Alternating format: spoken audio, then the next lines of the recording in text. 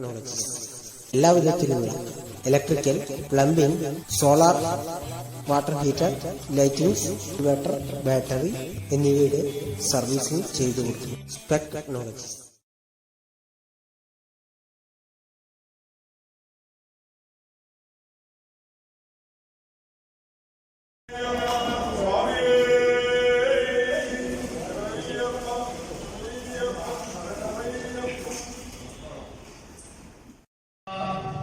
സമാജത്തിന്റെ ആഭിമുഖ്യത്തിൽ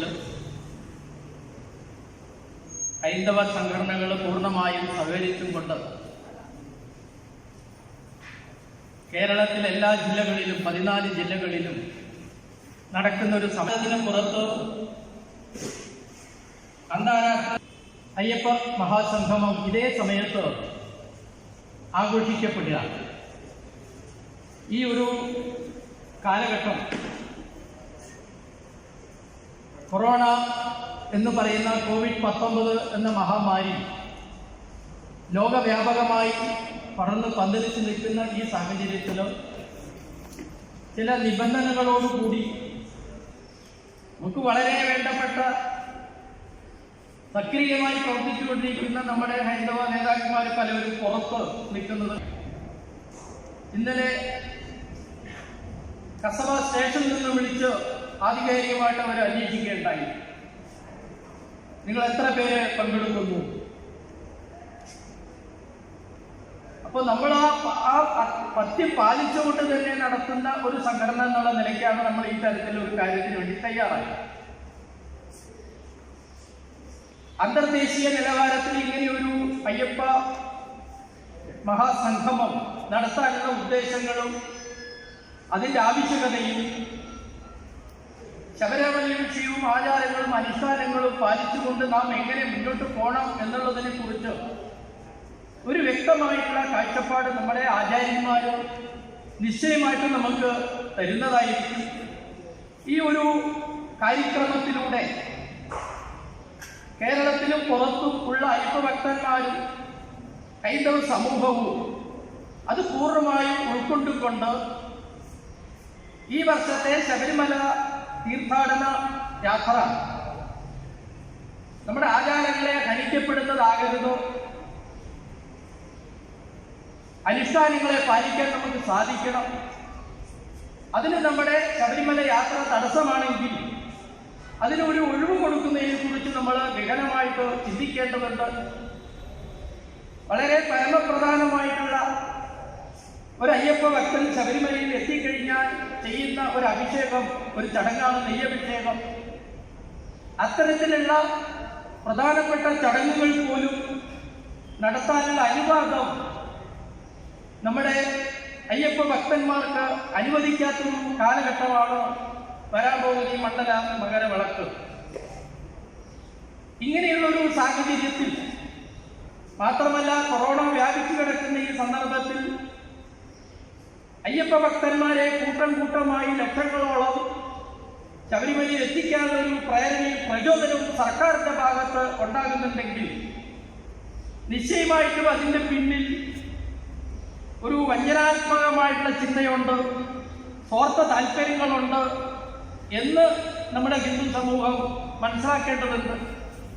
പണത്തിൻ്റെ അത്യാർത്തിയിലൂടെ അല്ലെങ്കിൽ ഇപ്പോഴത്തെ കോവിഡ് മഹാമാരി വ്യാപകമായി പടർന്ന് പന്തലിച്ച് അത് സന്നിധാനത്തിലും കടന്നു ചെന്ന് അയ്യപ്പനെ ശാന്തി നടത്തുന്ന മേൽശാന്തിക്ക് വരെ കോവിഡ് എത്തി അവസാനം നട അടച്ചിടേണ്ട ഒരു ഗതികേടിലേക്ക് എത്തിക്കുക എന്നുള്ളൊരു ദുഷ്ടലാക്കോട് കൂടിയിട്ടാണ് നമ്മുടെ സർക്കാർ ഏകപക്ഷീയമായിട്ടുള്ള ഇത്തരം തീരുമാനങ്ങൾ എടുത്ത് മുന്നോട്ട് പോകുന്നത്.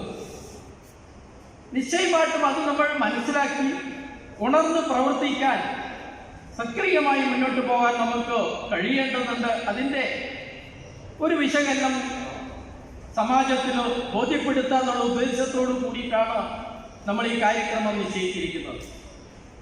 ഇന്ന് നമ്മുടെ ഈ പരിപാടിയിൽ സന്നിഹിതരായിട്ടുള്ള മഹത് വ്യക്തികളെ പരിചയപ്പെടുത്തുക എന്നുള്ളതാണ് എൻ്റെ ദൗത്യം. അതേസമയത്ത് കാര്യങ്ങൾ വിവരിക്കാനായി സംസാരിക്കാനായി എത്തിപ്പെട്ടിട്ടുള്ള മാന്യ മഹാവ്യക്തികളുടെ മുന്നിൽ അപേക്ഷിക്കാനുള്ളൊരു കാര്യം, നമ്മളിവിടെ നടത്തപ്പെടുന്ന ഈ ഒരു പരിപാടി ഒരേ സമയത്ത് ഇന്ന് ഈ സമയത്ത് പന്തളം രാജകൊട്ടാരത്തിൽ ഈ അയ്യപ്പ മഹാസംഗമത്തിന്റെ ഉദ്ഘാടനം നിർവഹിക്കപ്പെടുക. ഇത് ജനം TV-യിൽ തത്സമയം പ്രക്ഷേപണം ചെയ്യുന്നതായിരിക്കും. ആ ഉദ്ഘാടന കർമ്മം അവിടെ നിർവഹിച്ചു കഴിഞ്ഞ ശേഷം കേരളത്തിലെ മറ്റ് ജില്ലകളിലൂടെ നടക്കുന്ന പരിപാടികൾ തത്സമയം ജനങ്ങളെ കാണിക്കാൻ ചാനൽ തയ്യാറായിട്ടുണ്ട്. ഇന്നത്തെ ഈ പരിപാടിയുടെ സമാപനം എന്നുള്ള നിലയ്ക്ക് കോഴിക്കോട് നടക്കുന്ന നമ്മുടെ ഈ ഒരു പരിപാടിയാണ്. ഈ ഒരു പരിപാടിയിൽ ഏതാണ്ട് 12 മണിക്ക് ശേഷം 12 മണിയോടുകൂടി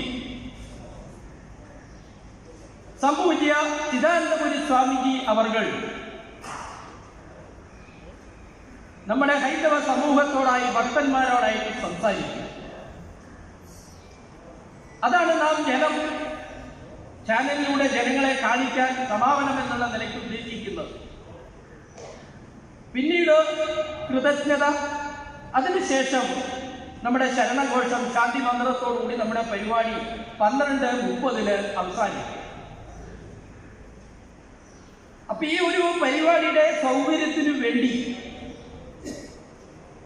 അതിന് മുന്നോടിയായിട്ട് സംസാരിക്കുന്ന മഹത് വ്യക്തികള് അവർക്ക് ഏതാണ്ട് കൂടിപ്പോയാൽ 5 മിനിറ്റ് സമയമാണ് അനുവദിച്ചിട്ടുള്ളത്.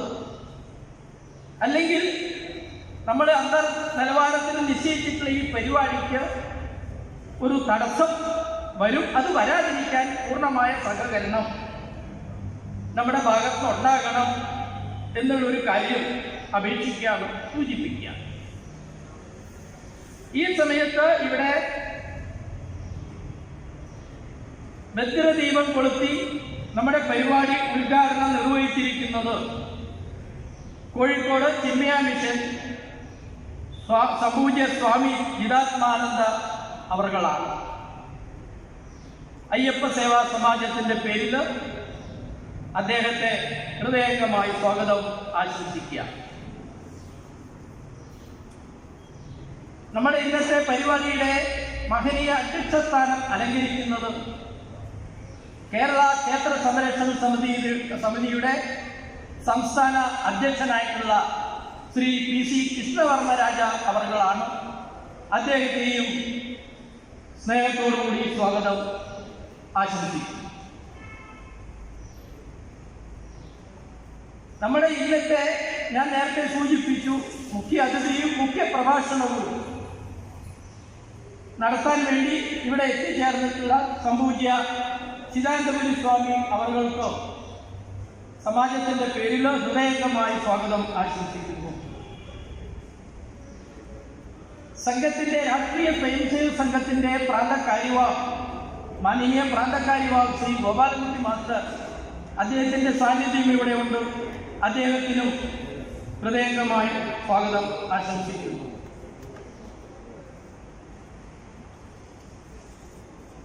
തന്ത്രവിദ്യാപീഠത്തിന്റെ വർക്കിംഗ് പ്രസിഡന്റായിട്ടുള്ള മുല്ലപ്പള്ളി കൃഷ്ണൻ നമ്പൂതിരി അവരെ സ്വാഗതം ചെയ്യുന്നു. നമ്മൾ ഈ പരിപാടിയിലെ അവസാനത്തിൽ എല്ലാവർക്കും കൃതജ്ഞത രേഖപ്പെടുത്താൻ എത്തിച്ചേർന്നിട്ടുള്ളത് അയ്യപ്പ സേവാ സമാജത്തിന്റെ അഖില ഭാരതീയ സെക്രട്ടറി ശ്രീ ഈറോഡ് രാജൻ അവർകളാണ്. അദ്ദേഹത്തെ സ്വാഗതം ചെയ്യുക. ഇവിടെ എത്തിച്ചേർന്നിട്ടുള്ള എല്ലാവർക്കും നമ്മുടെ വേദിയിൽ ഇരിക്കുന്ന അഡ്വക്കേറ്റ് സന്തോഷ്, അദ്ദേഹം വിശുദ്ധ പരിഷത്തിന്റെ ജില്ലാ അധ്യക്ഷനാണ്. അദ്ദേഹത്തിനും സ്നേഹപൂർണ്ണം സ്വാഗതം ആശംസിക്കുന്നു. ഇവിടെ അനുഗ്രഹ പ്രഭാഷണം നടത്താൻ എത്തിച്ചേർന്നിട്ടുള്ള പ്രമോദ് ഐത്തിരപ്പേടി, ആചാര്യ ശ്രീ നവീൻ ശങ്കർ, ശ്രീ എസ് പ്രബോധ് കുമാർ, ശശി കമ്മട്ടേരി തുടങ്ങിയിട്ടുള്ള എല്ലാവരെയും സ്വാഗതം പറയുകയാണ്. മാത്രമല്ല ഇവിടെ എത്തിച്ചേർന്നുള്ള മുന്നിൽ അവിടെ നിൽക്കുന്ന അല്ലെങ്കിൽ ഇരിക്കുന്ന ഹൈന്ദവ സംഘടനാ നേതാക്കന്മാരും അത് പല സംഘടനകളിലും ഇവിടെ എത്തിയിട്ടുണ്ട്.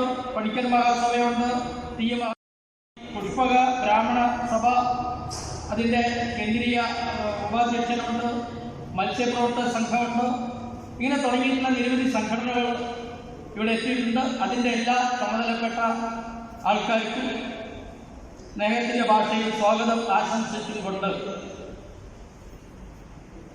നമ്മുടെ പരിപാടിയിലെ മഹനീയ അധ്യക്ഷ സ്ഥാനം അലങ്കരിക്കുന്ന ശ്രീ പി.സി. കൃഷ്ണരാജ വർമ്മ സാറെ ക്ഷണിച്ചുകൊണ്ട് എൻ്റെ വാക്കുകൾ ഉപസംഹരിക്കുന്നു. നമസ്കാരം. സഹോദരി സഹോദരന്മാരെ, ഇന്നത്തെ ദിവസത്തിൻ്റെ പ്രാധാന്യത്തെ പറ്റി അനേജി സ്വാഗത പ്രസംഗത്തിൽ പറയുകയുണ്ടായി. ഇവിടെ ഇന്ന് സംജാതരായിരിക്കുന്നത് സ്വാമി ചിദാത്മാനന്ദ സരസ്വതി. അദ്ദേഹം ചിന്മയ മിഷൻ്റെ മെമ്പറാണ്. ശരണഘോഷം മുഴക്കിയത് ശ്രീ കണ്ണൻ സ്വാമി. സ്വാഗതം അനിൽജി പറഞ്ഞു. പിന്നെ ഉദ്ഘാടന പ്രസംഗം സ്വാമി ചിദാത്മാനന്ദ സരസ്വതി, ഗോപാലകുട്ടി മാസ്റ്റർ, മുഖ്യപ്രഭാഷണം സ്വാമി ചിദാനന്ദപുരി. ഇവരെല്ലാവരെയും ആത്മാർത്ഥമായി മനസ്സിൽ നമിച്ചുകൊണ്ട് ഇന്നത്തെ ഈ യോഗത്തിൽ പങ്കുചേരാൻ അവസരം തന്നതിന് നന്ദി പ്രകാശിപ്പിക്കുകയാണ് ആദ്യമായിട്ട്. ഞാൻ 2013 വരെ സെക്കൻഡ് ഇയർ ഡിഗ്രിക്ക് പഠിക്കുമ്പോൾ 1967, 2017 വരെ ശബരിമലയിലേക്ക് എല്ലാ കൊല്ലവും പോകുന്ന ഒരാളായിരുന്നു. അതും എരുമേലി വഴിക്ക് മാത്രമേ പോയിട്ടുള്ളൂ. ഈ 2013 ദാരുണമായ സംഭവം എനിക്കുണ്ടായി. വീട്ടിലെ മകളുടെ കല്യാണം നടക്കുകയാണ്. മരുമകൾ മരിച്ചു പോയിരിക്കുന്നു. മരുമകൾ മാത്രമേ ഉള്ളൂ. മരുമകളുടെ മകളുടെ കല്യാണമാണ്. അന്ന് മലയ്ക്ക് മാലയിട്ട കാലമായിരുന്നു. ആ കല്യാണത്തിൻ്റെ ചടങ്ങുകൾ കാണാൻ വേണ്ടി പോയപ്പോൾ, അല്ലെങ്കിൽ തലേ ദിവസത്തെ ഡെക്കറേഷൻ കാണാൻ വേണ്ടി പോയപ്പോൾ സംഗതി വേശാൽ അവിടെ വഴിക്ക് വീണ് അന്ന് മുതൽ എനിക്ക് ശബരിമല ദർശനം അയ്യപ്പൻ എൻ്റെ വീട്ടിൽ വന്ന് നടത്തിയിട്ടുണ്ടായിരുന്നു. അപാര കരുണാമൂർത്തിയായ ആ ശബരിമല ശ്രീധർമ്മശാസ്താവിൻ്റെ പാദങ്ങളിൽ നമിച്ചുകൊണ്ട് ഞാൻ 2 വാക്ക് മാത്രം ഇവിടെ പറയാൻ ആഗ്രഹിക്കുകയാണ്. കഴിഞ്ഞ വർഷം നമ്മൾ കണ്ടു ടി വിയിലും മറ്റുമൊക്കെ ശബരിമലയ്ക്ക് പോകാൻ അനുവദിക്കാതെ, അതേപോലെ കണ്ണ് കണ്ട തേവിടിച്ചുകൾക്ക് കൂട്ടുനിന്നുകൊണ്ട് പോലീസ് സമ്പ്രദായക്കാരെ മുഴുവൻ വഴിക്കിൽ നിർത്തി അവരുടെ പരിഹാസവും പുച്ഛവും കണ്ടുകൊണ്ട് നമ്മുടെ ഹൈന്ദവ സഹോദരൻ കഷ്ടപ്പെട്ടത് കുറച്ചൊന്നായിരുന്നില്ല. അതിനൊരു മാറ്റം വരുത്തണമെന്നുള്ളൊരു ഒറ്റ ഉത്സാഹത്തോട് അന്ന് നമ്മൾ ദൃഢപ്രതിജ്ഞ ചെയ്തതാണ്.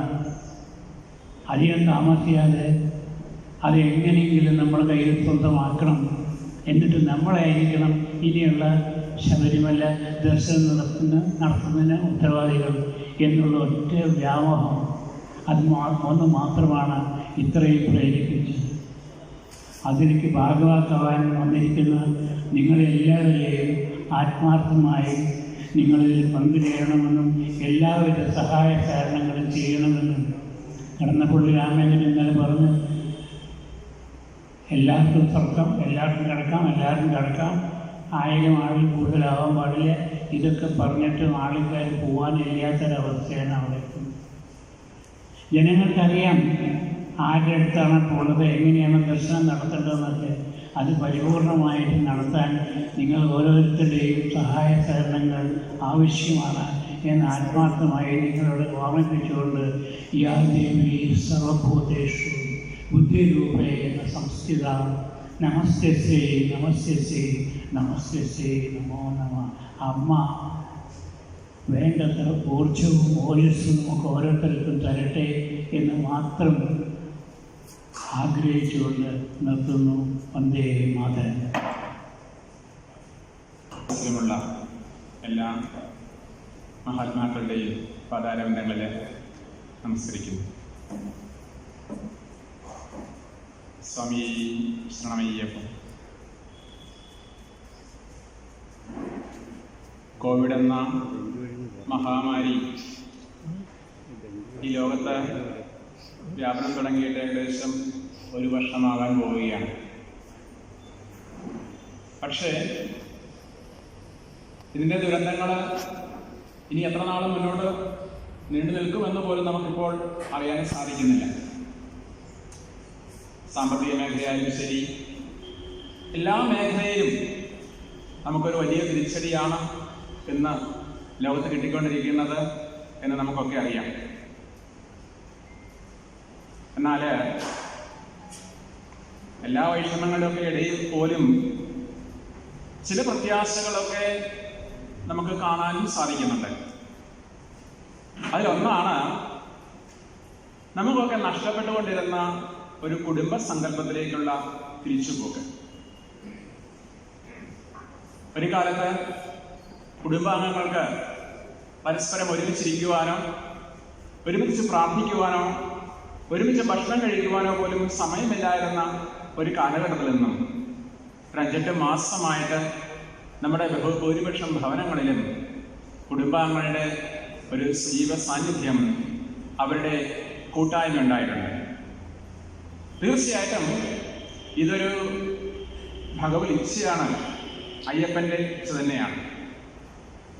കാരണം ഒരു കാലത്ത് നമ്മുടെയൊക്കെ വീടുകളിൽ സന്ധ്യാസമയങ്ങളിൽ നിത്യവും സന്ധ്യാനാമങ്ങൾ, കുടുംബാംഗങ്ങൾ ഒരുമിച്ചിരുന്ന് ഭക്ഷണം കഴിക്കുക, ഗൃഹസത്സംഗങ്ങൾ, കുട്ടികളെയൊക്കെ കൂട്ടിയിരുത്തി അവർക്ക് എന്തെങ്കിലുമൊക്കെ നല്ല കഥകളൊക്കെ പറഞ്ഞു കൊടുത്ത് നമ്മുടെ സംസ്കാരത്തെക്കുറിച്ച് നല്ല അവബോധമുണ്ടാക്കി ആ പുതിയ തലമുറയ്ക്ക് അവരിൽ നമ്മുടെ സംസ്കാരത്തിലെ അഭിമാനം ജനിപ്പിച്ച് അവരെ ഉത്തമ പൗരന്മാരാക്കി ആ കുടുംബാംഗങ്ങളിൽ മാറ്റിയെടുക്കാൻ കഴിഞ്ഞിരുന്നു. പക്ഷേ നമ്മുടെ തിരക്ക് പിടിച്ച ജീവിതത്തിൽ പലപ്പോഴും നമ്മുടെ കുടുംബങ്ങളെ മറന്നു, കുട്ടികളുടെ അടുക്കൽ ഇരിക്കാൻ പോലും നമുക്ക് സമയമില്ലാതായി. ഇങ്ങനെയുള്ള ഈ ഓട്ടത്തിന്റെ ഇടയിലാണ് കുട്ടികൾക്ക് പോലും അവരുടെ സംസ്കാരത്തെക്കുറിച്ച് ഒന്നും അറിയാതെ വളർന്ന ഒരു കാലഘട്ടത്തിലാണ് ഈ കോവിഡ് നമ്മുടെ ഇടയിലേക്ക് കടന്നു വരുന്നത്. നമുക്കൊക്കെ ആഗ്രഹങ്ങൾ കുറച്ചതുകൊണ്ട്, പരമാവധി ദുർവ്യയങ്ങളൊക്കെ ഒഴിവാക്കിക്കൊണ്ട്, വീട്ടിൽ നിന്ന് തന്നെ ഭക്ഷണം കഴിച്ചുകൊണ്ട്, കുടുംബാംഗങ്ങളോട് ഒരുമിച്ച് കഴിഞ്ഞുകൊണ്ട് കുറേ കാലം നിന്നപ്പോൾ പല പോസിറ്റീവായ ചിന്തകളും നമ്മുടെയൊക്കെ വീടുകളിൽ, നമ്മുടെയൊക്കെ മനസ്സിൽ ഉടലെടുത്തിട്ടുണ്ടാവാം. ഇതുവരെ വെട്ടിപ്പിടിക്കൽ മാത്രമായിട്ട് മറ്റുള്ളവരുടെ വിഷമങ്ങൾ അറിയാതെ ഓടി നടന്ന പല ആൾക്കാർക്കും ഇപ്പോൾ സഹജീവികളുടെ കാരുണ്യവും ദയവും സ്നേഹവും ഒക്കെ കൂടുതൽ കണ്ടുവരുന്നു. എന്തായാലും ഇതിനെ ഒരു ഈശ്വര നിശ്ചയമായിട്ട് തന്നെ കണ്ടുകൊണ്ട് ഈ വർഷത്തെ ശബരിമല മണ്ഡല മകരവിളക്ക് മഹോത്സവം കടന്നു വരുന്ന ഈ സമയത്ത് വലിയൊരു ലക്ഷ്യമാണ് അയ്യപ്പ സേവാ സമാജം മുന്നോട്ട് വെച്ചിരിക്കുന്നതെന്ന് അറിയാൻ കഴിഞ്ഞു. നമ്മുടെ ഓരോ വീടുകളും സന്നിധാനമാക്കി മാറ്റിക്കൊണ്ട്, നമ്മുടെ ഓരോ വീടുകളിലും ശരണം വിളികൾ മുഴങ്ങിക്കൊണ്ട്, അയ്യപ്പ നാമങ്ങൾ മുഴങ്ങിക്കൊണ്ട്, ഭജനകൾ മുഴങ്ങിക്കൊണ്ട്, ഗൃഹസത്സംഗങ്ങൾ ഉണ്ടായിക്കൊണ്ട് നമ്മുടെ ഓരോ വീടും ഒരു മണ്ഡലകാലം മുഴുവനും മാറാൻ പോവുകയാണ്. തീർച്ചയായിട്ടും നമ്മുടെ അഷ്ടമിരോഹിണി കാലത്താണെന്ന് തോന്നുന്നു നമുക്കൊക്കെ നമ്മുടെ വീടുകളൊക്കെ ഒരു ദിവസമെങ്കിലും അമ്പാടിയായിട്ട് നമ്മളൊന്ന് മാറ്റിയിട്ടുണ്ട്. ഇനി നമ്മളതൊരു മണ്ഡലകാലമായിട്ട് നമ്മൾ മാറുകയാണ്. ക്രമേണ ഇത് നമ്മുടെ നിത്യജീവിതത്തിൽ മുഴുവനും ഈ ഗൃഹസത്സംഗങ്ങളും നമ്മുടെ വീടുകളൊക്കെ ഒരു പുതിയ മാറ്റത്തിലേക്ക്, നമ്മുടെ ഭവനങ്ങളൊക്കെ മാറാനായിട്ടുള്ള ഒരു നല്ല തുടക്കമായിട്ട് മാറട്ടെ എന്ന് ആശംസിക്കുകയാണ്. എന്തായാലും ഈ മഹത്തായ സംരംഭം ഇന്ന് നാനാഭാഗങ്ങളിലും ഈ ഒരേ സമയത്ത് നടന്നുകൊണ്ടിരിക്കുന്ന ഈ മഹത്തായ ഈ ഒരു സംരംഭത്തിന് എല്ലാവിധ ഭാവങ്ങളും ആശംസിച്ചുകൊണ്ട് എല്ലാ പ്രാർത്ഥനകളും അർപ്പിച്ചുകൊണ്ട് നിർത്തട്ടെ. നന്ദി, നമസ്കാരം. ഹരി ഓം.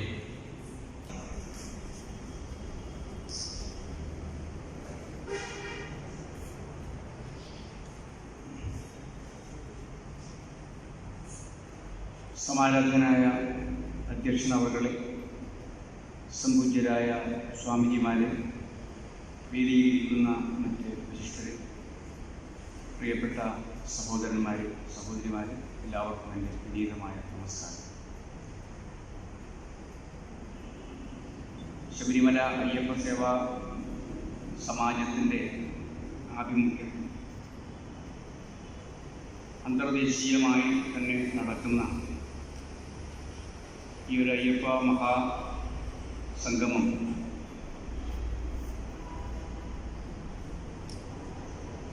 വിവിധ വേദികളിലായി നടക്കുകയാണ് എന്ന് സ്വാഗത ഭാഷകൻ സൂചിപ്പിച്ചു കഴിഞ്ഞു.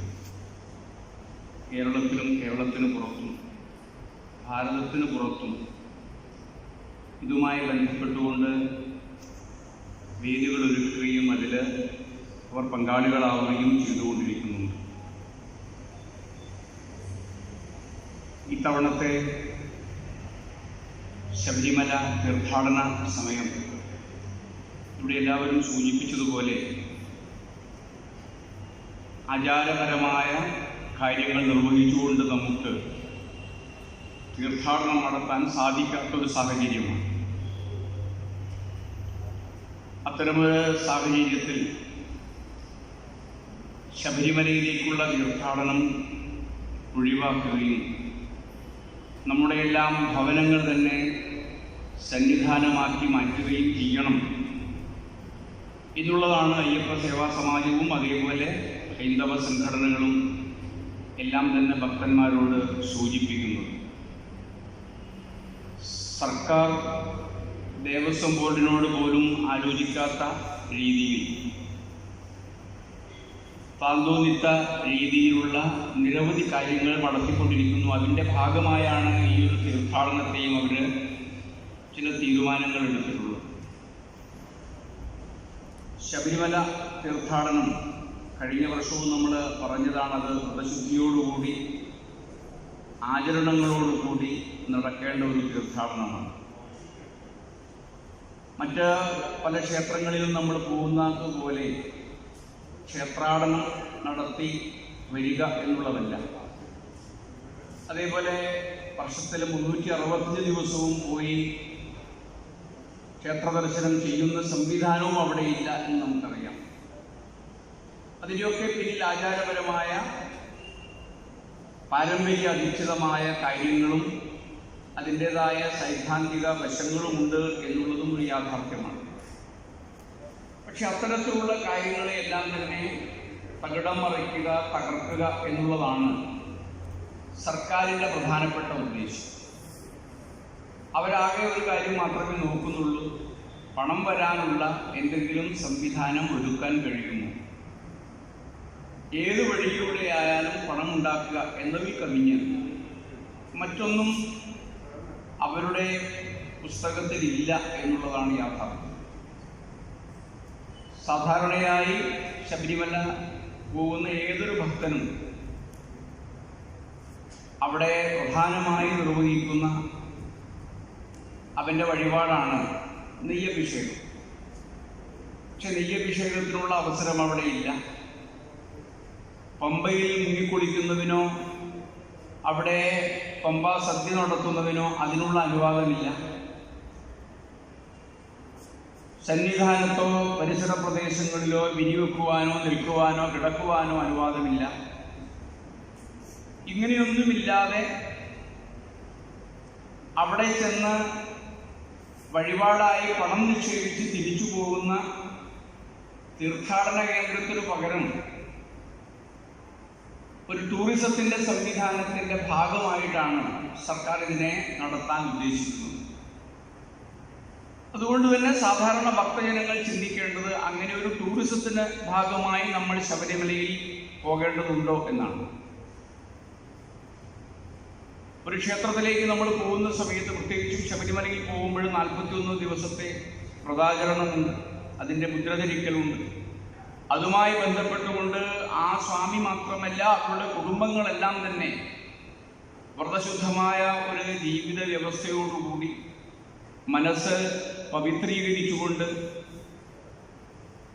41 ദിവസക്കാലം ജീവിക്കുകയും തുടർന്ന് അതിൻ്റെ ഭാഗമായി തീർത്ഥാടനം പൂർത്തിയാക്കുകയും ചെയ്യുക എന്നുള്ളതാണ്. അപ്പം ഇത്തരത്തിലുള്ള ആചാരങ്ങൾക്ക് ഒട്ടും പ്രാധാന്യമില്ലാതെ അത്തരം ആചാരങ്ങളെയെല്ലാം നിഷേധിക്കുകയും അതൊന്നും അനുവദിക്കുകയില്ല എന്ന് സൂചിപ്പിക്കുകയും എന്നാൽ അവിടെ ആളുകൾക്ക് വരാനുള്ള അവസരം ഒരുക്കും എന്ന് പറയുമ്പോൾ ഞാൻ സൂചിപ്പിച്ചതുപോലെ തീർത്ഥാടനത്തിന് വേണ്ടിയല്ല, മറിച്ച് ഈ ടൂറിസം വളർത്താനുള്ള, അതിലൂടെ പണം സമ്പാദിക്കുവാനുള്ള ഉദ്ദേശം മാത്രമേ സർക്കാരിനുള്ളൂ എന്നുള്ളത് പകൽ പോലെ വ്യക്തമാണ്. അതുകൊണ്ട് ഭക്തജനങ്ങളാണ് തീരുമാനിക്കേണ്ടത്. ഇങ്ങനെയുള്ള ഒരു സംവിധാനത്തിൽ നമുക്ക് ശബരിമലയിലേക്ക് ഈ വർഷത്തിൽ ഈ സമയത്ത് തീർത്ഥാടനം നടത്തേണ്ടതുണ്ടോ? സർക്കാരിൻ്റെ തന്നെ നിയമമുണ്ട്, സാമൂഹ്യ അകലം പാലിക്കണം, അതേപോലെ നമ്മൾ മുഖാവരണം ധരിച്ചിരിക്കണം എന്നൊക്കെ. ശബരിമലയിലേക്ക് പോകുന്ന ഭക്തന്മാരെ സംബന്ധിച്ച് പോകുന്ന വഴിയിലും സന്നിധാനത്തും ഈ സാമൂഹ്യ അകലം പാലിക്കുവാൻ സാധിക്കുമോ? സ്വതേ തന്നെ നമ്മൾ ഈ മുഖാവരണം വെക്കുന്ന സമയത്ത് ശ്വാസഗതിയിൽ തടസ്സമുണ്ടാകുന്നു. സാധാരണ നമ്മൾ അനുഭവിക്കുന്ന അല്ലെങ്കിൽ നമ്മൾ എടുക്കുന്ന ശ്വാസത്തിൻ്റെ ഒരു 50% നമുക്ക് ഈ സമയത്ത് ശ്വസിക്കാൻ കഴിയൂ. അത്രയേറെ ബുദ്ധിമുട്ടും വിമ്മിട്ടവും അതുകൊണ്ട് ഉണ്ടാകുന്നുണ്ട് എന്ന് ആരോഗ്യശാസ്ത്രം സൂചിപ്പിക്കുന്നുണ്ട്. നിവൃത്തിയില്ലാഞ്ഞിട്ടാണ് നമ്മൾ സദാസമയവും ഇങ്ങനെ മൂക്കും മുഖവും അതേപോലെ വായും മൂടിക്കിട്ടുന്നത്. ഇത് ആരോഗ്യപരമായ നല്ല കാര്യമല്ല. പ്രത്യേകിച്ചും അങ്ങനെ ചെയ്യുന്ന ആളുകൾ വലിയ അധ്വാനം കൂടി ചെയ്യുക. മല കയറുക എന്ന് പറയുമ്പോൾ വലിയ രീതിയിലുള്ള ശ്വാസ തടസ്സവും കിതപ്പുമൊക്കെ ഉണ്ടാകും. അങ്ങനെയുള്ള സമയത്ത് ഈ മുഖാവരണം ധരിച്ചുകൊണ്ട് കയറുക എന്നുള്ളത് മരണം പോലും ക്ഷണിച്ചു വരുത്തുന്ന ഒരു സാഹചര്യത്തിലേക്ക് എത്തിച്ചേരും എന്നുള്ളതും നമ്മുടെ ആരോഗ്യവകുപ്പ് സൂചിപ്പിക്കുന്നുണ്ട്. വളരെ അപകടകരമാണ് ആ ഒരു ദൗത്യം. എന്നാലും ഈ മരണം സംഭവിച്ചാലും ശരി, അവിടെ വന്ന് പണമിട്ട് പോയിക്കോളൂ എന്ന രീതിയിൽ ആളുകളെ കച്ചവടത്തിന് വേണ്ടി ക്ഷണിക്കുന്ന രീതിയിലാണ് സർക്കാരിൻ്റെ സമീപനം. അപ്പം അതുകൊണ്ടാണ് നമ്മൾ ഈ വർഷത്തെ തീർത്ഥാടനം ഏത് രീതിയിൽ നടത്തണം എന്നതിനെക്കുറിച്ച് ചിന്തിക്കുന്നതും അതേപോലെ തന്നെ അതിനെക്കുറിച്ച് അഭിപ്രായങ്ങൾ പറയുന്നതും. ബാക്കി കാര്യങ്ങളൊക്കെ ഇവിടെ സൂചിപ്പിച്ചു. നേരത്തെ 48 മണിക്കൂർ മുമ്പുള്ള കോവിഡ് സർട്ടിഫിക്കറ്റ് വേണ്ടിയിരുന്നു, ഇപ്പോൾ 24 മണിക്കൂർ എന്നാക്കി. അപ്പോൾ ശബരിമലയിൽ എത്തുന്നതിന് മുൻപ് 24 മണിക്കൂർ എന്ന് പറഞ്ഞാൽ അവിടെ ഡോക്ടർമാരുടെ സൗകര്യമുള്ള ഈ പരിശോധനാ സൗകര്യമെന്നുള്ള സ്ഥലത്തല്ല ഭക്തന്മാർ നിൽക്കുന്നത്. അവർ വെറും ഒന്നുമില്ലാത്ത കാട്ടുപ്രദേശത്ത് നിൽക്കുകയാണ്. അവരാണ് വരിയായിട്ട് അവിടെ എത്തുന്നത്. അപ്പോൾ ഈ പറയുന്ന 24 മണിക്കൂർ മുമ്പുള്ള കോവിഡിൻ്റെ സാക്ഷ്യപത്രം അത് ഹാജരാക്കുക എന്നുള്ളത് അപ്രായോഗികമാണ്. അങ്ങനെയുള്ള ഏതെങ്കിലും ഒരാൾക്ക് ആ രോഗത്തിൻ്റെ പോസിറ്റീവ് ആയി കഴിഞ്ഞാൽ അതോടുകൂടി ബാക്കിയുള്ളവരെല്ലാവരും ക്വാറന്റൈൻ ചെയ്യപ്പെടണം. ഈ ആളെ ആശുപത്രിയിലാക്കണം. അതോടുകൂടി ഇവിടെ സൂചിപ്പിച്ച രീതിയിൽ ക്ഷേത്ര ആചാരങ്ങൾ, ക്ഷേത്ര ശ്രീകോവിലിനുള്ളിൽ നടത്തുന്ന എല്ലാ ആളുകളും ഇതുപോലെ പോകേണ്ടി വരുമ്പോൾ ക്ഷേത്രത്തിൻ്റെ ദൈനംദിന പരിപാടികൾ അല്ലെങ്കിൽ അവിടെ നടക്കുന്ന ആചരണങ്ങൾ പോലും മുടങ്ങി ക്ഷേത്രം അടച്ചു പൂട്ടേണ്ട ഒരു സാഹചര്യം ഉണ്ടാകും. ഇതൊക്കെ സർക്കാരിനും അറിയാം, ഇതൊന്നും അറിയാത്തവരല്ല അവരൊന്നും.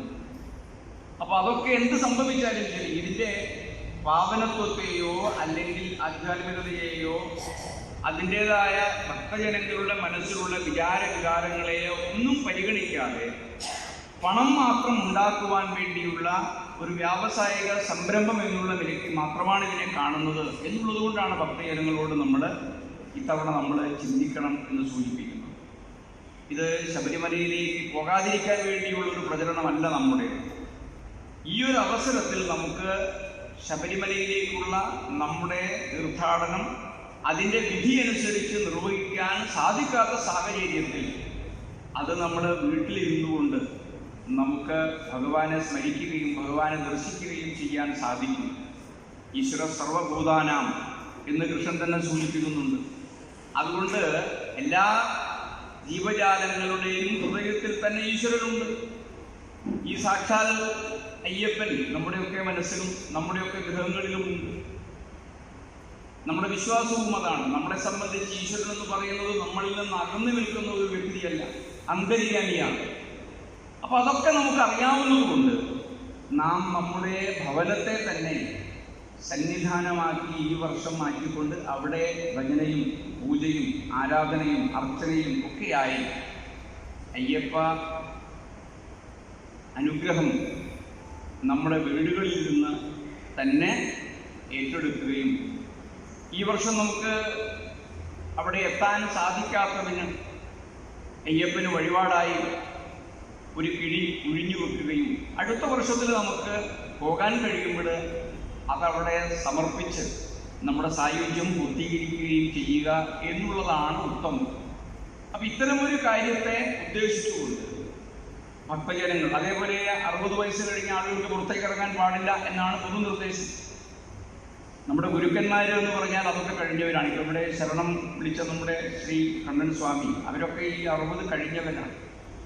അങ്ങനെയുള്ള ഗുരുക്കന്മാരുടെ കൂട്ടത്തിൽ അവിടേക്ക് പോകാൻ സാധ്യമല്ല. അപ്പം ഗുരുസ്വാമിമാരെ നിന്നും മാല മുദ്രയും സ്വീകരിച്ച് അവരുടെ ശിക്ഷണത്തിൽ അവരുടെ കീഴിൽ ശരണം വിളിച്ചുകൊണ്ട് തീർത്ഥാടനം നടത്തുക എന്നുള്ള സമ്പ്രദായങ്ങളെ ഒക്കെ തന്നെ ഇല്ലായ്മ ചെയ്യുവാനുള്ള ആസൂത്രിതമായ ശ്രമങ്ങൾ ഇതിൻ്റെ പുറകിലുണ്ട് എന്നുള്ളത് കൂടി നമ്മൾ മനസ്സിലാക്കണം. നമ്മൾ ഒറ്റയടിക്ക് ആളുകൾ കാണുന്നത് അവിടെ ആരാധന നടത്താനുള്ള അവസരം ഒരുക്കി കൊടുക്കുകയല്ലേ സർക്കാർ ചെയ്യുന്നത്, അവ നല്ല കാര്യമല്ലേ എന്ന് തോന്നിക്കത്തക്ക രീതിയിൽ അതിൻ്റെ മുഖമുദ്ര കാണിക്കുകയും അതിൻ്റെ പുറകിലെല്ലാം തന്നെ പല ഗൂഢതന്ത്രങ്ങളും ആവിഷ്കരിക്കുകയും ചെയ്തുകൊണ്ടാണ് ഇത്തരം ഓരോ കാര്യങ്ങളും നടത്തുന്നത്.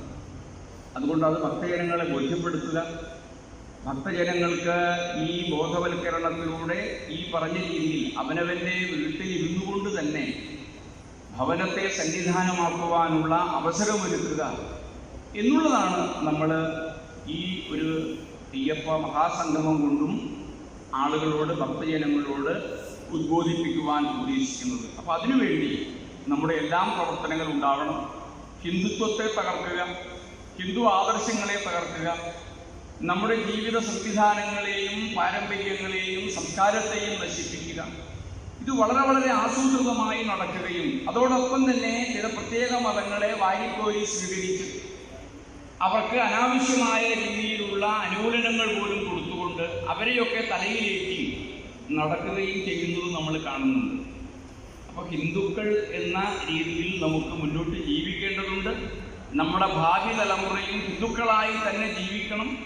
ഹിന്ദുത്വത്തിൻ്റെ സംസ്കാരവും അതിൻ്റെ പാരമ്പര്യവും എല്ലാം കൃത്യമായി നെഞ്ചിലേറ്റിയ ഒരു ഭാവി സമൂഹം തന്നെയാണ് നമുക്ക് ഉണ്ടാക്കേണ്ടത്. ഇതിൻ്റെയൊക്കെ ഭാഗം എന്നുള്ള രീതിയിൽ നാം നടത്തി വരുന്ന ആചാരങ്ങൾ, അതേപോലെ തന്നെ ക്ഷേത്രത്തെക്കുറിച്ചുള്ള കാഴ്ചപ്പാടുകൾ, നമ്മുടെ വിശ്വാസങ്ങൾ, ഇതെല്ലാം നിലനിർത്തുക എന്നുള്ളത് വളരെ വളരെ അനിവാര്യമായ ഒരു കാര്യമാണ്.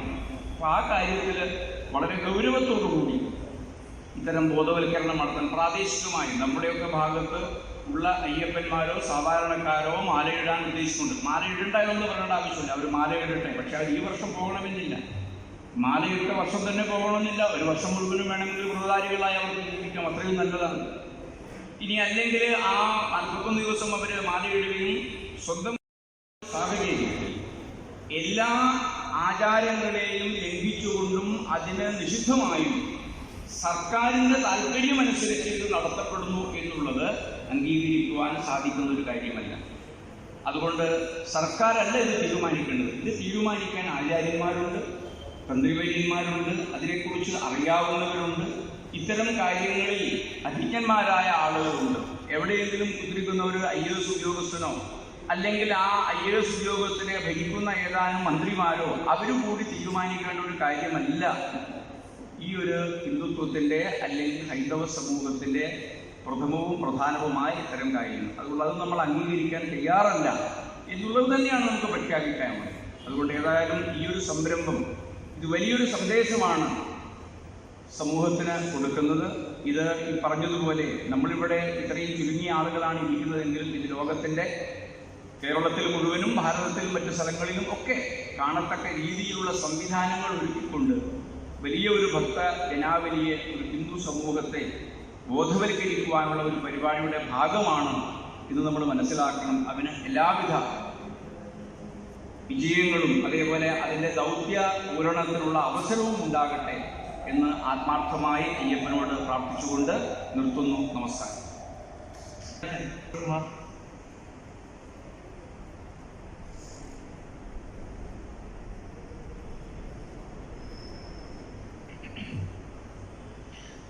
ബ്രഹ്മസ്വരൂപനും ധർമ്മ ശാസ്താവുമായ ശബരിമല അയ്യപ്പസ്വാമിജിയുടെ തൃപാദങ്ങളെ സാദരം പ്രണമിച്ചുകൊണ്ട് ആരംഭിക്കട്ടെ. ഈ വേദിയിൽ ഉപവിഷ്ടരായ എത്രയും ആദരണീയരായ സ്വാമിജിമാർക്കും മറ്റ് ആദരണീയ വ്യക്തികൾക്കും സംഘടനാ പ്രതിനിധികൾക്കും നേതാക്കന്മാർക്കും എൻ്റെ വിനീത പ്രണാമം. അയ്യപ്പ സേവാ സമാജം ഇത്തവണത്തെ ശബരിമല തീർത്ഥാടനം സ്വന്തം ഗൃഹത്തെ തന്നെ സംവിധാനമാക്കി മാറ്റിക്കൊണ്ട് നിർവഹിക്കാൻ ഹിന്ദു സമാജത്തെ ആഹ്വാനം ചെയ്തിരിക്കുകയാണ്. ഏറ്റവും ശ്രദ്ധേയമായ ഒരു ആഹ്വാനം തന്നെയാണ് ഇത്. കാലഘട്ടത്തിൻ്റെ ഒരു ശബ്ദമായി തന്നെ ഇതിനെ നാം കാണേണ്ടതുണ്ട്. ഈ ഒരു ആഹ്വാനത്തെ ഹിന്ദു സമൂഹം ഹൃദയപൂർവ്വം സ്വീകരിക്കും എന്നു തന്നെയാണ് അതിനനുകൂലമായി അന്തർദേശീയ തലത്തിൽ നടന്നുകൊണ്ടിരിക്കുന്ന ഇത്തരം സംഗമങ്ങൾ സൂചിപ്പിക്കുന്നത്. എന്ന് മാത്രമല്ല, ഹൈന്ദവ സമൂഹത്തെ പ്രതിദാനം ചെയ്യുന്ന വ്യത്യസ്ത സാമുദായിക സംഘടനകളും ഹൈന്ദവ സംഘടനകളും സന്യാസി ആശ്രമങ്ങളും ധർമ്മ പ്രചാര സംഘങ്ങളും ഒക്കെ ഇക്കാര്യത്തിൽ തോളോട് തോള് ചേർന്ന് നിൽക്കുന്നു എന്നുള്ളത് ഏറ്റവും ശുഭകരമായ കാര്യമാണ്. കേരളത്തിലെ അയ്യപ്പ ഭക്തന്മാരെ സംബന്ധിച്ചിടത്തോളം, ഹൈന്ദവ സമൂഹത്തെ സംബന്ധിച്ചിടത്തോളം വളരെ കൂടുതൽ പ്രതീക്ഷയും ആത്മവിശ്വാസവും പകർന്ന് നൽകുന്നതാണ് ഇത്തരത്തിൽ നടക്കുന്ന പ്രവർത്തനങ്ങളും അതിനോട് സമൂഹം കാണിക്കുന്ന ഭാവാത്മകമായിട്ടുള്ള സമീപനവും. സനാതനധർമ്മത്തിൻ്റെ ഏറ്റവും വലിയ പ്രത്യേകത എന്ന ഈ സന്ദർഭത്തിൽ നമുക്ക് സൂചിപ്പിക്കാൻ സാധിക്കുക, ഏത് പ്രതിസന്ധി ഘട്ടങ്ങളെയും അതിജീവിക്കാനുള്ള ഉൾക്കരുത്ത് അതിനുണ്ട് എന്നുള്ളത് തന്നെയാണ്. കാരണം കാലത്തിൽ മാറ്റം വന്നാലും സാഹചര്യങ്ങളിൽ മാറ്റം വന്നാലും പരമമായ സത്യത്തിന് യാതൊരു മാറ്റവും വരികയില്ലല്ലോ. കാലത്തെയും ദേശത്തെയും അതിക്രമിച്ച് എന്നും ഒരുപോലെ നിൽക്കുന്ന സത്യത്തിന് കാലമോ ദേശമോ ഒരിക്കലും തടസ്സമായി നിൽക്കുന്നില്ല. അതുകൊണ്ട് തന്നെ ആ സനാതന ധർമ്മത്തിൻ്റെ മൂല്യങ്ങളെ ഏത് സാഹചര്യങ്ങൾക്കും ഏത് സന്ദർഭങ്ങൾക്കും അനുഗുണമാം വിധം ജീവിതത്തിൽ പ്രായോഗികമാക്കി തീർക്കാൻ, സമൂഹത്തിൽ, കുടുംബത്തിൽ, രാഷ്ട്രത്തിൽ പ്രായോഗികമാക്കി തീർക്കാനുള്ള അറിവും പ്രജ്ഞയുമുള്ള ആചാര്യന്മാർ നമുക്കെന്നും വഴി കാണിച്ചിട്ടുണ്ട്. കേരള സമൂഹത്തെ സംബന്ധിച്ചിടത്തോളം അത്തരത്തിലുള്ള പ്രതിസന്ധി ഘട്ടങ്ങളിലൂടെയാണ് ഇന്ന് കടന്നു പോകുന്നത് എന്നുള്ളതിൽ യാതൊരു സംശയവുമില്ല. എങ്കിലും നമുക്ക് വളരെയധികം പ്രതീക്ഷ നൽകിക്കൊണ്ട്, പ്രത്യാശ നൽകിക്കൊണ്ട്, ആത്മവിശ്വാസം നൽകിക്കൊണ്ട് നമ്മുടെ സനാതനധർമ്മത്തിൻ്റെ പ്രകാശം ചൊരിഞ്ഞുകൊണ്ടിരിക്കുന്ന ആധ്യാത്മിക ആചാര്യന്മാരും സ്വാമിജിമാരും അവരുടെ മാർഗനിർദ്ദേശങ്ങളെ സമൂഹത്തിൽ പ്രാവർത്തികമാക്കാൻ ശ്രീരാമന് എപ്രകാരമായിരുന്നുവോ ഹനുമാനും വാനരസേനയും എന്ന പോലെ നിൽക്കുന്ന സംഘടനകളും ഭക്തസമൂഹവും ഉണ്ട് എന്നുള്ളത് ഏറ്റവും അഭിനന്ദനീയമായ കാര്യമാണ് എന്നും നാം മനസ്സിലാക്കേണ്ടതുണ്ട്. ഇവിടെ ഇന്നത്തെ സാഹചര്യത്തിൽ നമുക്ക് ഏറ്റവും അഭികാമ്യമായിട്ടുള്ള ഒരു കാര്യമാണ് നമ്മുടെ ഗൃഹം തന്നെ സന്നിധാനമാക്കി തീർക്കുക എന്നുള്ളത്. അതിനേക്കാൾ ശുഭകരമായ, അതിനേക്കാൾ ഉന്നതമായ, അതിനേക്കാൾ പ്രായോഗികമായ ഒന്നും തന്നെ ഈ ഒരു പ്രത്യേക സാഹചര്യത്തിൽ മുന്നോട്ട് വയ്ക്കാൻ ആർക്കും സാധിക്കില്ല എന്ന് ചിന്തിക്കുന്ന ആർക്കും തന്നെ ബോധ്യപ്പെടുന്നതാണ്. സനാതന ധർമ്മത്തെ സംബന്ധിച്ചിടത്തോളം ഈശ്വരൻ സർവ്വവ്യാപിയാണ്. അത് പരമായ ശാസ്ത്ര തത്വമാണ്. അതുകൊണ്ട് നമുക്ക് ഈശ്വരനെ എവിടെയും എപ്പോഴും കാണാനും അനുഭവിക്കാനും സാധിക്കും. ഈശ്വര സർവഭൂതാനി ഹൃദയേശ്വരന തിഷ്ഠതി എന്ന് ഇവിടെ ഗോയാട്ടി മിഷൻ സൂചിപ്പിച്ചു. സർവത പാദപാണി സർവതോച്ചി ശിരോമുഖ എന്ന് ഭഗവത്ഗീതയിൽ വീണ്ടും പറഞ്ഞിട്ടുണ്ട്. എല്ലാ കരങ്ങളിലൂടെയും എല്ലാ കണ്ണുകളിലൂടെ കാണുന്നതും എല്ലാ കരങ്ങളിലൂടെ ചെയ്യുന്നതും എല്ലാ പാദങ്ങളിലൂടെയും നടക്കുന്നത് ആ ഏകനായ അവൻ തന്നെയാണെന്ന് സനാധർമ്മം പ്രഖ്യാപിച്ചിട്ടുണ്ട്. അതുകൊണ്ട് അയ്യപ്പൻ കേവലം ശ്രീകോവിൽ മാത്രം അരുളുന്നവനല്ല. അയ്യപ്പൻ സർവഭക്തന്മാരുടെയും ഹൃദയത്തിൽ വസിക്കുന്നവനാണ്. എല്ലാ ഗ്രഹങ്ങളിലും സാന്നിധ്യം കൊള്ളുന്നവനാണ്. അവനെ സ്മരിക്കുന്നിടത്ത്, അവനെ വിളിക്കുന്നിടത്ത്, അവനെ സങ്കല്പിക്കുന്നിടത്ത് ആ നിമിഷം സാന്നിധ്യം വഹിക്കുന്നവനാണ് അയ്യപ്പൻ. അതുകൊണ്ട് ഈ ഒരു സന്ദർഭം അയ്യപ്പ ഭക്തന്മാരെ സംബന്ധിച്ചിടത്തോളം, ഹിന്ദു സമാജത്തെ സംബന്ധിച്ചിടത്തോളം ഒരു മഹാ അനുഗ്രഹമായി നാം കാണണം എന്നാണ് എനിക്ക് തോന്നുന്നത്. കാരണം ആ സർവ്വവ്യാപിയായ ഭഗവാനെ സ്വന്തം ഹൃദയത്തിലേക്കും സ്വന്തം ഗൃഹത്തിലേക്കും ആനയിക്കാനും ഉപചരിക്കാനും ഭക്തിശ്രദ്ധയോടുകൂടി ആരാധിക്കാനും ഒരു സുവർണ അവസരം അയ്യപ്പൻ തന്നെ നമുക്ക് ഒരുക്കി തന്നതല്ലേ എന്ന് തന്നെ വേണം ഈ ഒരു ആശയത്തെ പറ്റി ചിന്തിക്കുമ്പോൾ നമുക്ക് കരുതാൻ. അതുകൊണ്ട് ഇതിനെ വളരെയധികം ശുഭോദർക്കമായ രീതിയിൽ തന്നെ നാം കാണണം. ഈ ഒരു സന്ദർഭത്തിൽ എല്ലാ ഹൈന്ദവ സംഘടനകളും എല്ലാ അയ്യപ്പ വിശ്വാസികളും ഭക്തന്മാരും തോളോട് തോൾ ചേർന്നുകൊണ്ട് ഗൃഹങ്ങൾ മുഴുവൻ, ഹൃദയങ്ങൾ മുഴുവൻ അയ്യപ്പന്റെ സന്നിധാനമാക്കി തീർത്ത് ആ അയ്യപ്പ ഭക്തിയുടെയും അയ്യപ്പ സങ്കല്പത്തിന്റെയും പവിത്രധാരയിൽ നമ്മുടെ ഹൃദയത്തെയും നമ്മുടെ ഗൃഹത്തെയും നമ്മുടെ സമാജത്തെയും ഗ്രഹിച്ചിരിക്കുന്ന എല്ലാ ആസുരിക പ്രവണതകളെയും എല്ലാ മാലിന്യങ്ങളെയും എല്ലാ ധർമ്മരാഹിത്യങ്ങളെയും അധർമ്മത്തെയും കഴുകിക്കളഞ്ഞ് ധർമ്മശാസ്താവിന്റെ പവിത്രമായ ധർമ്മത്തിലോടുകൂടി ജീവിക്കാനും അത്തരത്തിലുള്ള കുടുംബവും സമൂഹവും കേരള സമൂഹവും രാഷ്ട്രവും പടുത്തുയർത്താനുമുള്ള ഒരു മഹാദൗത്യത്തിൽ നമുക്ക് പങ്കാളികളാകാൻ സാധിക്കണം. ആ കാര്യത്തിൽ ഒരുമയുടേതായിട്ടൊരു മഹത്തായ സന്ദേശം നമുക്ക് മുന്നോട്ട് വയ്ക്കാൻ സാധിക്കണം. സർക്കാരുകളല്ല ഇതൊന്നും തീരുമാനിക്കേണ്ടത്. ഇത് നമ്മുടെ സമൂഹം, ആ സമൂഹത്തിന് നേതൃത്വം നൽകുന്ന ആചാര്യന്മാർ, ഈ ധർമ്മത്തെക്കുറിച്ച് അറിയുന്നവർ, അയ്യപ്പ ഭക്തന്മാർ, ഇവരായിരിക്കണം അയ്യപ്പന്റെ മഹാകാര്യങ്ങളിൽ തീരുമാനമെടുക്കുന്നതും നടപ്പാക്കുന്നതും. ഈ ഒരു സന്ദേശം കൂടി രാഷ്ട്രീയത്തിന് അതീതമായി കൊണ്ട് നൽകാനും ഈ അവസരം നമുക്ക് സാധിക്കണം. എന്തായാലും ആ മഹത്തായ ശക്തിയുടെ അനുഗ്രഹം കൊണ്ടും അതിൻ്റെ ആ ഒരു പ്രകാശത്തിൻ്റെ ഒരു നേതൃത്വം കൊണ്ടും നമുക്ക് ഈ ദൗത്യം ശുഭകരമായി തീർക്കാൻ സാധിക്കട്ടെ. അതിന് സർവേശ്വരൻ നമുക്ക് അനുഗ്രഹം ചൊരിയട്ടെ, മാർഗനിർദ്ദേശം ചൊരിയട്ടെ എന്ന് മാത്രം പ്രാർത്ഥിച്ചുകൊണ്ട് എൻ്റെ വാക്കുകൾ ഉപസംഹരിക്കുന്നു. ഈ ഉദ്യമത്തിന് എല്ലാ ഭാവങ്ങളും നേർന്നുകൊണ്ട് എൻ്റെ വാക്കുകൾ അവസാനിപ്പിക്കുന്നു. വന്ദേ മാതരം.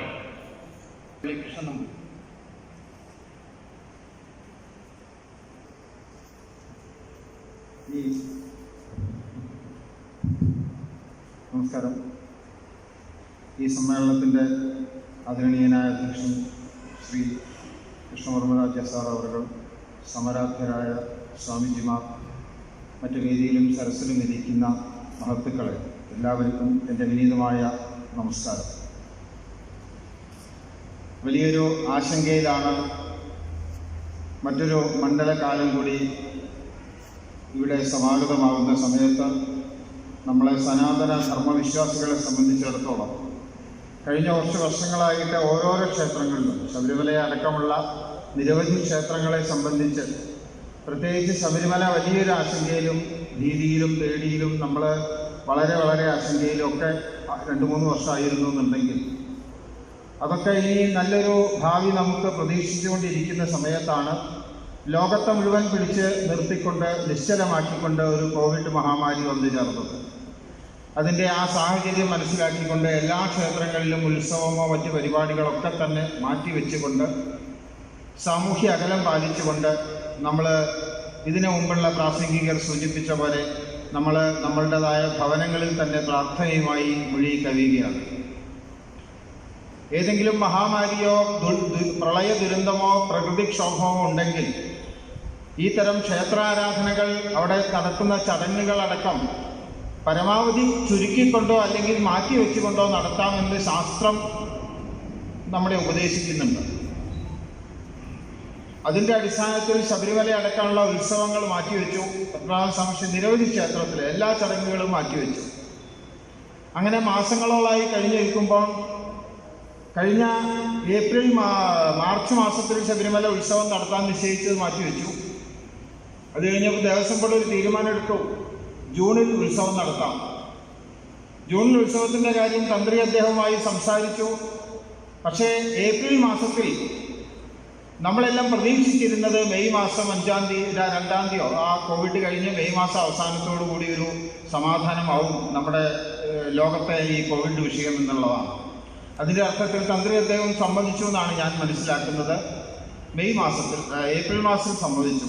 പക്ഷേ മെയ് 20-ന് ശേഷം കോവിഡിൻ്റെ രോഗവ്യാപനം വളരെ വർദ്ധിച്ചു വരുന്ന ഒരു സാഹചര്യം വന്നപ്പം ജൂൺ മാസം ആദ്യ വാരത്തിൽ തന്ത്രി അദ്ദേഹം ദേവസ്വം ബോർഡ് പ്രസിഡന്റിനോട് പറഞ്ഞു, ദേവസ്വം ബോർഡ് അധികാരികളോട് പറഞ്ഞു, ഇവിടെ തമിഴ്നാട്ടിലും ആന്ധ്രാപ്രദേശ്, കർണാടകം പോലുള്ള ആളുകൾ, കേരളത്തിൻ്റെ നാനാഭാഗത്തുള്ള തീർത്ഥാടകർ വരുന്ന സമയത്ത് ശബരിമല ഒരുമിച്ച് വരുമ്പം ഇവിടെ കൊടിയേറ്റ ഉത്സവം ജൂണിൽ നടത്തുകയാണെങ്കിൽ അത് ഒരു രോഗവ്യാപനത്തിന് ഇടവരും. അവിടെ എല്ലാവരും ക്വാറന്റൈനിൽ പോവുകയാണെങ്കിൽ നട അടച്ചിടേണ്ടി വരും. അതൊരു വിഷയമാണ് എന്ന് സൂചിപ്പിച്ചപ്പോൾ ഇത് സർക്കാരിൻ്റെ ഒരു തീരുമാനമാണ് എന്ന ഒരു മറുപടി വാക്കാൽ കൊടുത്തു.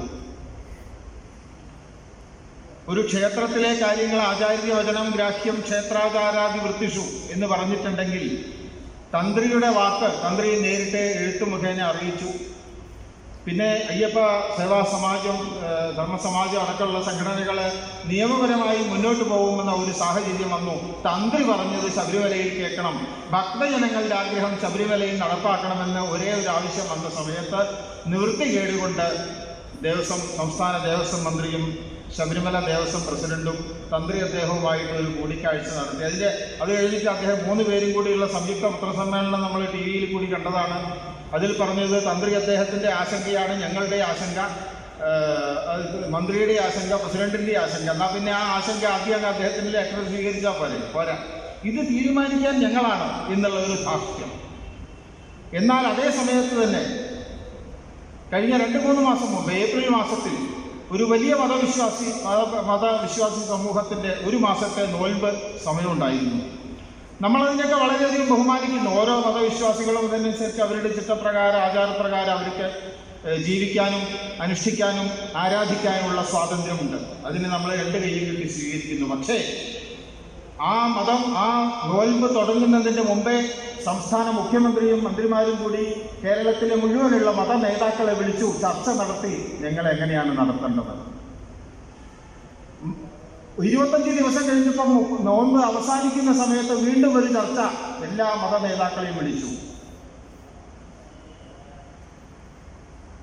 എല്ലാ ആരാധനാലയങ്ങളും ജൂൺ മാസത്തിൽ നിയന്ത്രിച്ചുകൊണ്ട് ആളുകൾക്ക് പ്രവേശനം അനുവദിക്കാമെന്ന് പറഞ്ഞപ്പോൾ തിരുവനന്തപുരത്തെ നഗരത്തിലെ പ്രമുഖമായ 2 മത ആരാധനാലയങ്ങൾ അവർ തീരുമാനിച്ചു, അവിടുത്തെ ആചാര്യന്മാർ തീരുമാനിച്ചു, ഞങ്ങൾ എല്ലാവർക്കും ആരാധന നടത്താൻ സ്വാതന്ത്ര്യം പൂർണ്ണമായിട്ട് ഞങ്ങൾ തുറന്നു കൊടുക്കുന്നില്ല. തീരുമാനിച്ചപ്പോൾ ബഹുമാനപ്പെട്ട മന്ത്രി പറഞ്ഞു, അത് കോവിഡിന്റെ പശ്ചാത്തലത്തിൽ സമയോചിതമായ തീരുമാനം, സ്വാഗതാർഹം. പക്ഷേ ശബരിമല സംബന്ധിച്ച വിഷയം വന്നപ്പോൾ ക്ഷേത്രത്തിന്റെ വിഷയത്തിൽ ചർച്ച നടത്താൻ വേണ്ടി മതനേതാക്കളെ വിളിച്ച മതനേതാക്കള് സംസ്ഥാന സർക്കാർ നിശ്ചയിച്ചിട്ടുള്ള, സംസ്ഥാന സർക്കാരിന്റെ രാഷ്ട്രീയ നോമിനിയായിട്ടുള്ള ദേവസ്വം ബോർഡുകളും കോർപ്പറേഷനുകളും വിഭജിച്ചു കൊടുക്കുന്ന രീതിയിൽ അവരെ പോസ്റ്റ് ചെയ്ത് വെച്ചിട്ടുള്ള ശബരിമല, ഗുരുവായൂർ അങ്ങനെയുള്ള ദേവസ്വം ബോർഡ് അധ്യക്ഷന്മാരെ വിളിച്ചിട്ടാണ് അന്നത്തെ ഒരു ചർച്ച ഉണ്ടായത്. അന്ന് ഇവിടുത്തെ തന്ത്രിമണ്ഡലം തന്ത്രവിദ്യാർത്ഥികളുടെ ആളുകൾക്ക് തന്നെ എഴുത്തു കൊടുത്ത സമയത്ത് ഒരു പേരിന് 2 സംഘടനകളെ വിളിച്ചു, എഴുത്തു മുഖേന ആവശ്യപ്പെട്ടു. ആ 2 സംഘടനകളെ ആവശ്യം വേണ്ടത്ര പരിഗണിക്കാൻ തയ്യാറായില്ല, അതവിടെ നിൽക്കട്ടെ. ഇപ്പൊ ഈ ശബരിമലയിലെ ഉത്സവകാലം, മണ്ഡലകാലം എങ്ങനെ നടത്തണമെന്ന് ഒരു വിദഗ്ധ സമിതി, ഇവിടെ വാലന്തി മാഷ് സൂചിപ്പിച്ചു, വിദഗ്ധ സമിതി നിശ്ചയിച്ചു. ആ വിദഗ്ധ സമിതിയിൽ ചീഫ് സെക്രട്ടറി ഉണ്ട്, ആരോഗ്യവകുപ്പിന്റെ പ്രിൻസിപ്പൽ സെക്രട്ടറി ഉണ്ട്, ദേവസ്വം വകുപ്പിന്റെ പ്രിൻസിപ്പൽ സെക്രട്ടറി ഉണ്ട്, സംസ്ഥാന പോലീസ് മേധാവിയുണ്ട്. പ്രിൻസിപ്പൽ സെക്രട്ടറിമാരുടെ കാര്യമൊക്കെ നമുക്കറിയാം, ഞാനിവിടെ കിടക്കുന്നില്ല. പക്ഷേ ഏതെങ്കിലും ഒരു ഹൈന്ദവ ആചാര്യനെ വിളിച്ചു ശബരിമല പോലുള്ള തീർത്ഥാടനം ഞങ്ങൾ എങ്ങനെ നടത്തണം എന്നുള്ളത്? ഇവിടെ കോവിഡ് നെഗറ്റീവ് സർട്ടിഫിക്കറ്റ് വേണമെന്നാണ്. 24 മണിക്കൂറാണ് ഇപ്പം പറഞ്ഞു, 48 മാറ്റി തോന്നുന്നു. പക്ഷേ നമ്മൾ ഇവിടുന്ന് കോവിഡ് പരിശോധിച്ച് നെഗറ്റീവ് സർട്ടിഫിക്കറ്റ് കൊണ്ട് ശബരിമല പോയാൽ നിലയ്ക്കലെത്തിയാൽ അവിടെ ഒരു പരിശോധന ഉണ്ട്. അവിടെ തെർമൽ സ്കാനിങ് വയ്ക്കും, അവിടെ പരിശോധന ഉണ്ട്. അതൊരു സ്വകാര്യ സമുദായം, ഒരു ഹിന്ദു വിരുദ്ധമായ ഒരു സമുദായം നടത്തുന്ന ഒരു ഏജൻസിക്കാണ് കരാറ് കൊടുക്കുന്നത്, ദേവസ്വം ബോർഡ്. അവിടെ പോസിറ്റീവ് റിസൾട്ട് വന്ന ആളുകൾക്ക്, നെഗറ്റീവുള്ള ആളൊക്കെ അങ്ങോട്ട് പമ്പ കടക്കാൻ പാടുള്ളൂ. പക്ഷേ നെഗറ്റീവ് റിസൾട്ടുള്ള ആൾ മാത്രമേ പമ്പയിൽ പ്രവേശനമുള്ളൂ എന്നുണ്ടെങ്കിൽ പിന്നെ ഞാൻ ദേവസ്വം ബോർഡിനോട് ചോദിക്കുന്നത്, സർക്കാരിനോട് ചോദിക്കുന്നത്, എന്തിനാണ് നിങ്ങൾ ദൈവവിഷയം മാറ്റിവെച്ചത്? ഞങ്ങൾക്ക് പമ്പയിൽ സ്ഥാനം അനുവദിക്കാതിരിക്കുന്നത് എന്തിനാണ്? ഞങ്ങൾ നെഗറ്റീവല്ലേ? ഞങ്ങൾ നെഗറ്റീവാണെങ്കിൽ പമ്പയിൽ ഞങ്ങൾ ഗുരുകാരണന്മാർക്ക് ബലിസമർപ്പണം നടത്തിക്കൂടെ? അപ്പം ഞങ്ങളുടെ ആ പരിശോധനയിലെ നെഗറ്റീവിൽ നിങ്ങൾക്ക് വിശ്വാസമില്ല എന്നല്ലേ അത് ഉറക്കെ പ്രഖ്യാപിക്കുന്നത്? ശബരിമല തീർത്ഥാടനം പമ്പാ സ്നാനം നടത്തിക്കൊണ്ടും പമ്പയിൽ ബലിസമർപ്പണം നടത്തിക്കൊണ്ടും ഈ മാസ്ക് ധരിച്ചുകൊണ്ട് ശരണം വിളിച്ച്, അവിടെ നമ്മൾ ശബരിമലയിൽ പോയിട്ടുള്ള ആളുകളെ ഇവിടെയുള്ള ആളുകൾ മുഴുവൻ ഓരോ 1/2 കിലോമീറ്റർ കഴിഞ്ഞിട്ട് അവിടെ എഴുതി വെച്ചിട്ടുണ്ട്, സ്വാമിമാർ ശരണം വിളിച്ച് പോകുന്ന സമയത്ത് എന്തെങ്കിലും ശാരീരിക അസ്വാസ്ഥ്യമുണ്ടെങ്കിൽ ഇവിടെ വിശ്രമിക്കണം, ഇരിക്കണം.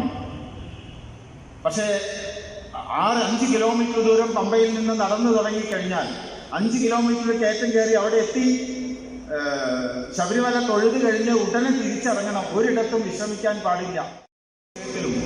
ഹിന്ദു വിരുദ്ധമായ സനാതനധർമ്മ വിശ്വാസികളുടെ ആചാരങ്ങൾ ലംഘിക്കാനുള്ള ഉറക്കെ പ്രഖ്യാപനം അത് തിരിച്ചറിയേണ്ടതാണ്. ഇത്തരം കാര്യങ്ങളിലൊക്കെ തീരുമാനിക്കണമെന്നുണ്ടെങ്കിൽ നമുക്ക് നമ്മുടേതായ ആചാര്യന്മാരോട് ചർച്ച ചെയ്യാൻ, അവരുടെ ആശയങ്ങൾ കേൾക്കാൻ, ഹിന്ദു സമുദായത്തിൻ്റെ ഭക്തജനങ്ങളുടെ അഭിപ്രായം സ്വീകരിക്കാൻ നമ്മളെ സംബന്ധിച്ചിടത്തോളം നമ്മൾ ഈ ദേവഹിതമായ കർമ്മങ്ങളാണ്. വേദത്തിൽ വളരെ പ്രധാനപ്പെട്ട ഒരു പദമുണ്ട്, ഒരു മന്ത്രമുണ്ട്, ഭദ്രം കർണേഭി ശ്രുതിയാമ. ചെവികളെ കൊണ്ട് നന്മ മാത്രം, നല്ലത് മാത്രം കേൾക്കാൻ നമുക്ക് കഴിയണം. ഭദ്രം പശ്യേമ അക്ഷവിദ്യൈത്ര. കണ്ണുകളെ കൊണ്ട് നല്ലത് മാത്രം കാണാൻ നമുക്ക് സാധിക്കണം. സ്ഥിരൈരംഗേ സുഷ്ടുവാംസസ്തനൂഭി. ആയുരാരോഗ്യങ്ങളുള്ള ആയുരാരോഗ്യ സൗഖ്യങ്ങളായ അംഗപ്രത്യംഗങ്ങളെ കൊണ്ട് വിഷയമ. ദേവഹിതം യഥായു. ഈ ആയുസ് മുഴുവൻ ദേവഹിതമായ കർമ്മങ്ങൾ നമ്മളെ ദേവഹിതം, സമസൃഷ്ടി സ്നേഹം, ദീനാനുകമ്പ ഒക്കെ ഉൾപ്പെട്ടതാണ് ദേവഹിതം. ആ ദേവഹിതമായ കർമ്മങ്ങളിൽ നമ്മൾ രോഗവ്യാപനത്തിനല്ല, രോഗവ്യാപനം ഒരിക്കലും ദേവഹിതമായ കർമ്മമല്ല. അത് മനസ്സിലാക്കിക്കൊണ്ട് ഭവനങ്ങളിൽ തന്നെ സന്നിധാനമാക്കി തീർക്കാൻ നമുക്ക് സാധിക്കണം. അതിനുള്ള ഒരു ഉറച്ച തീരുമാനവും പ്രഖ്യാപനവും ഈ സമ്മേളനത്തിൽ ഉണ്ടാവണം. എല്ലാ സനാതനധർമ്മ വിശ്വാസികളും ഈ ഒരു സന്ദേശം ഉൾക്കൊണ്ടുകൊണ്ട് മണ്ഡലകാലം പുണ്യമായിട്ട് നമുക്ക് ആത്മസംതൃപ്തി നൽകുന്ന രീതിയിൽ പ്രാർത്ഥനാനിരതമായി വീടുകളിൽ കഴിയാൻ സാധിക്കട്ടെ. അതിന് കലിയുഗവരതനായ ധർമ്മശാസ്ത്രാവിൻ്റെ അനുഗ്രഹം ഉണ്ടാവട്ടെ എന്ന് പ്രാർത്ഥിച്ചുകൊണ്ട് ഞാൻ ചൊല്ലിയിട്ടുള്ള മന്ത്രം ഒന്ന് ചൊല്ലി ഇവിടുത്തെ ഈ സമ്മേളനത്തിലെ എല്ലാ ഭാവങ്ങളും നേരുന്നു. ഭദ്രം കർണൈഃ ശൃണുയാമദേവാ ഭദ്രം പശ്യേമാക്ഷഭിര്യജത്രാഃ സ്ഥിരൈരംഗൈസ്തുഷ്ടുവാംസസ്തനൂഭിർവ്യശേമ ദേവഹിതം യദായുഃ.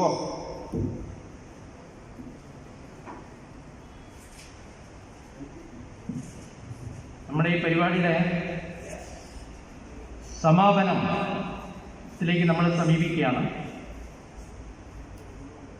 സമാപന സമ്മേളനം, സമാപന പ്രസംഗം നമുക്ക് മാർഗദർശനം നൽകാനായിട്ട് ചിദാനന്ദപുരി സ്വാമിജിയായിരിക്കും. ജനം ചാനൽ ഈ സമയം കൃത്യമായി കാണിക്കുന്നത് കൊണ്ട് അതിനൊരു നിശ്ചിത സമയമുണ്ട്. 5 മിനിറ്റ് കൂടെ ഒരാശംസയ്ക്കുള്ള സമയം ശേഷിച്ചിരിക്കുന്നുണ്ട്. അതുകൂടെ കഴിഞ്ഞാൽ സ്വാമിജി നമ്മുടെ കർത്തവ്യത്തിലേക്ക് പോകും. ഭാഗവത സപ്താഹാചാര്യൻ ശ്രീ പ്രമോദ് ഐക്യരപ്പടി അവരുടെ ക്ഷണിക്കുകയാണ്, പെട്ടെന്ന് വരണം. 5 മിനിറ്റ് അദ്ദേഹത്തിന് നീക്കി വെച്ചിരിക്കുന്നു. അത് കഴിഞ്ഞാൽ സ്വാമിജിക്ക് നമ്മൾ വഴിമാറി കൊടുക്കണം. വേദിയിലും സദസ്സിലും ഉപവിഷ്ടരായിരിക്കുന്ന മഹാത്മാക്കളെ സാഷ്ടാംഗ നമസ്കാരം. ഞാൻ സത്യത്തിലൂടെ സംസാരിക്കണമെന്ന് വിചാരിച്ചതല്ല. കാരണം പൂന്താനത്തിൻ്റെ ഒരു വരിയുണ്ട്, മധ്യാഹ്നാർക്ക പ്രകാശമിരിക്കവേ വിദ്യുതത്തെയോ മാനിച്ചുകൊള്ളുകയും.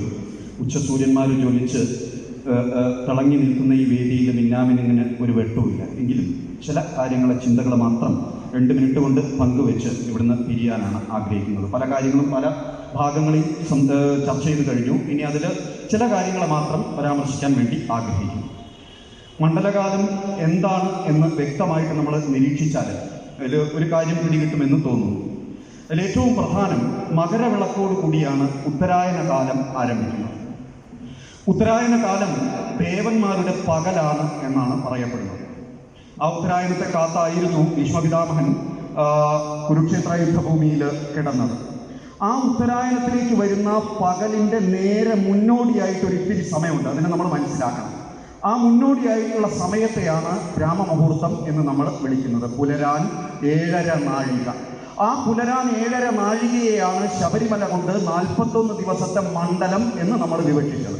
ആ 41 ദിവസത്തെ മണ്ഡലത്താലെ പ്രാപ്തമായി കഴിഞ്ഞ ആളുകളാണ് മകരവിളക്കോടു കൂടിയുള്ള ഉത്സവത്തോടു കൂടിയുള്ള നാന്ദിയായി നിൽക്കുന്ന ഉത്തരായന കാലത്തിലേക്ക് പ്രവേശിക്കാനുള്ള ശക്തിയും ഓജസ്സും തേജസ്സും നേടിയെടുക്കുന്നത്.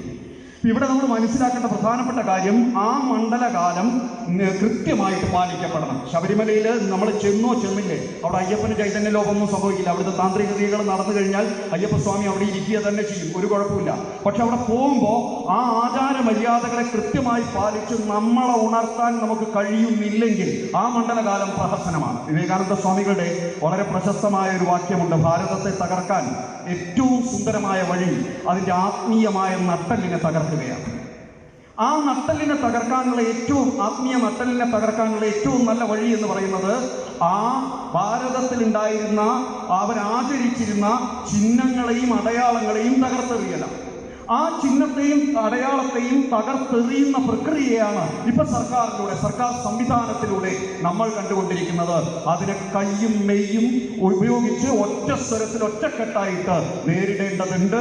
അതിനാണ് സമാജം ഒത്തിറങ്ങേണ്ടത്. എന്ന് വെച്ചാൽ താല്പര്യം ആ ചിഹ്നത്തെ അടയാളത്തെ അവിടെ നിലനിർത്തണം. പമ്പയിൽ കുളിച്ചിട്ട് 5 കിലോമീറ്റർ നീലിമല കയറണം, കുളിക്കാതെ കയറരുത്. അത് നാളെ ആചാരമാകാം, മറ്റന്നാൾ അത് വേറെയാകാം. നിങ്ങൾ നോക്കൂ, പമ്പയിൽ നിങ്ങളൊന്ന് നോക്കിയാൽ മതി. ഇത് ഞാൻ അവിടെ ദേവസ്വത്തിന്റെ മജിസ്ട്രേറ്റ് ഇരിക്കുന്ന വേദിയിൽ ഞാനിത് പറഞ്ഞിട്ടുണ്ട്.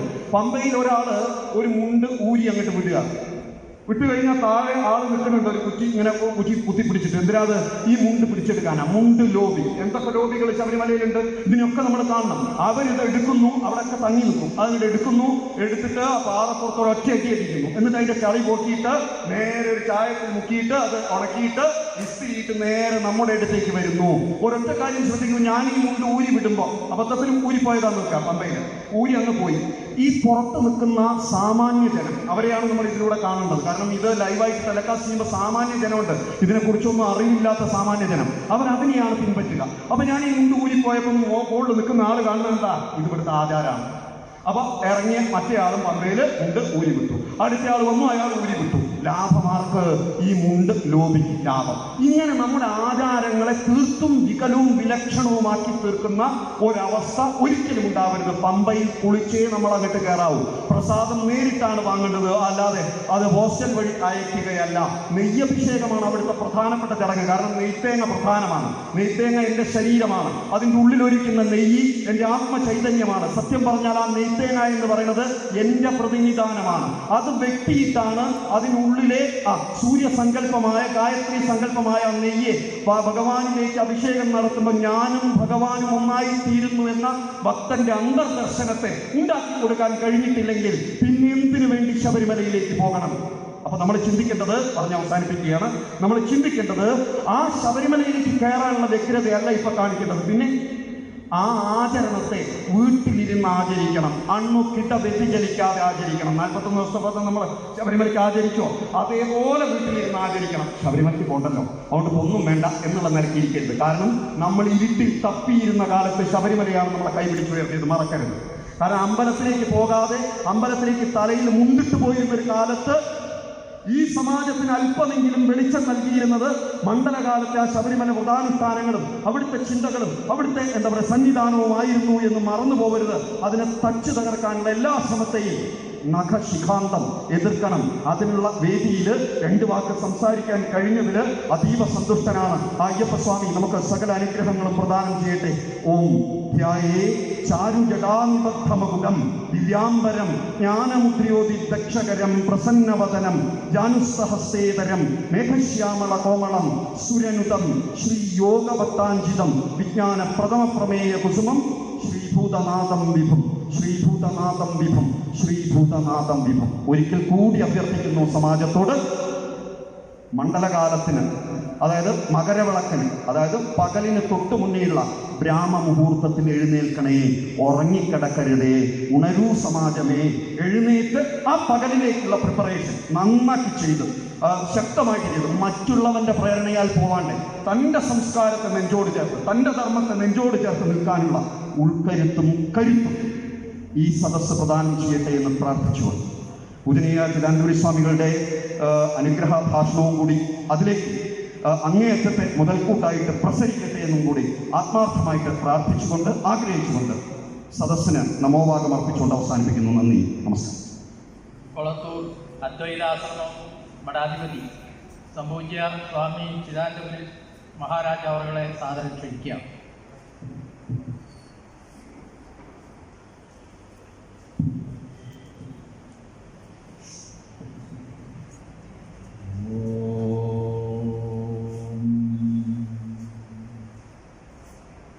ഗുരുർബ്രഹ്മാ ഗുരുർവിഷ്ണു ഗുരുദേവോ മഹേശ്വരഃ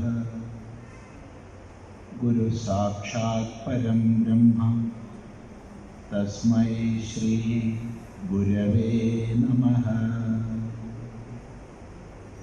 ഓം സദാശിവസമാരംഭാം ശങ്കരാചാര്യമധ്യമാം അസ്മദാചാര്യപര്യന്താം വന്ദേ ഗുരുപരമ്പരാം.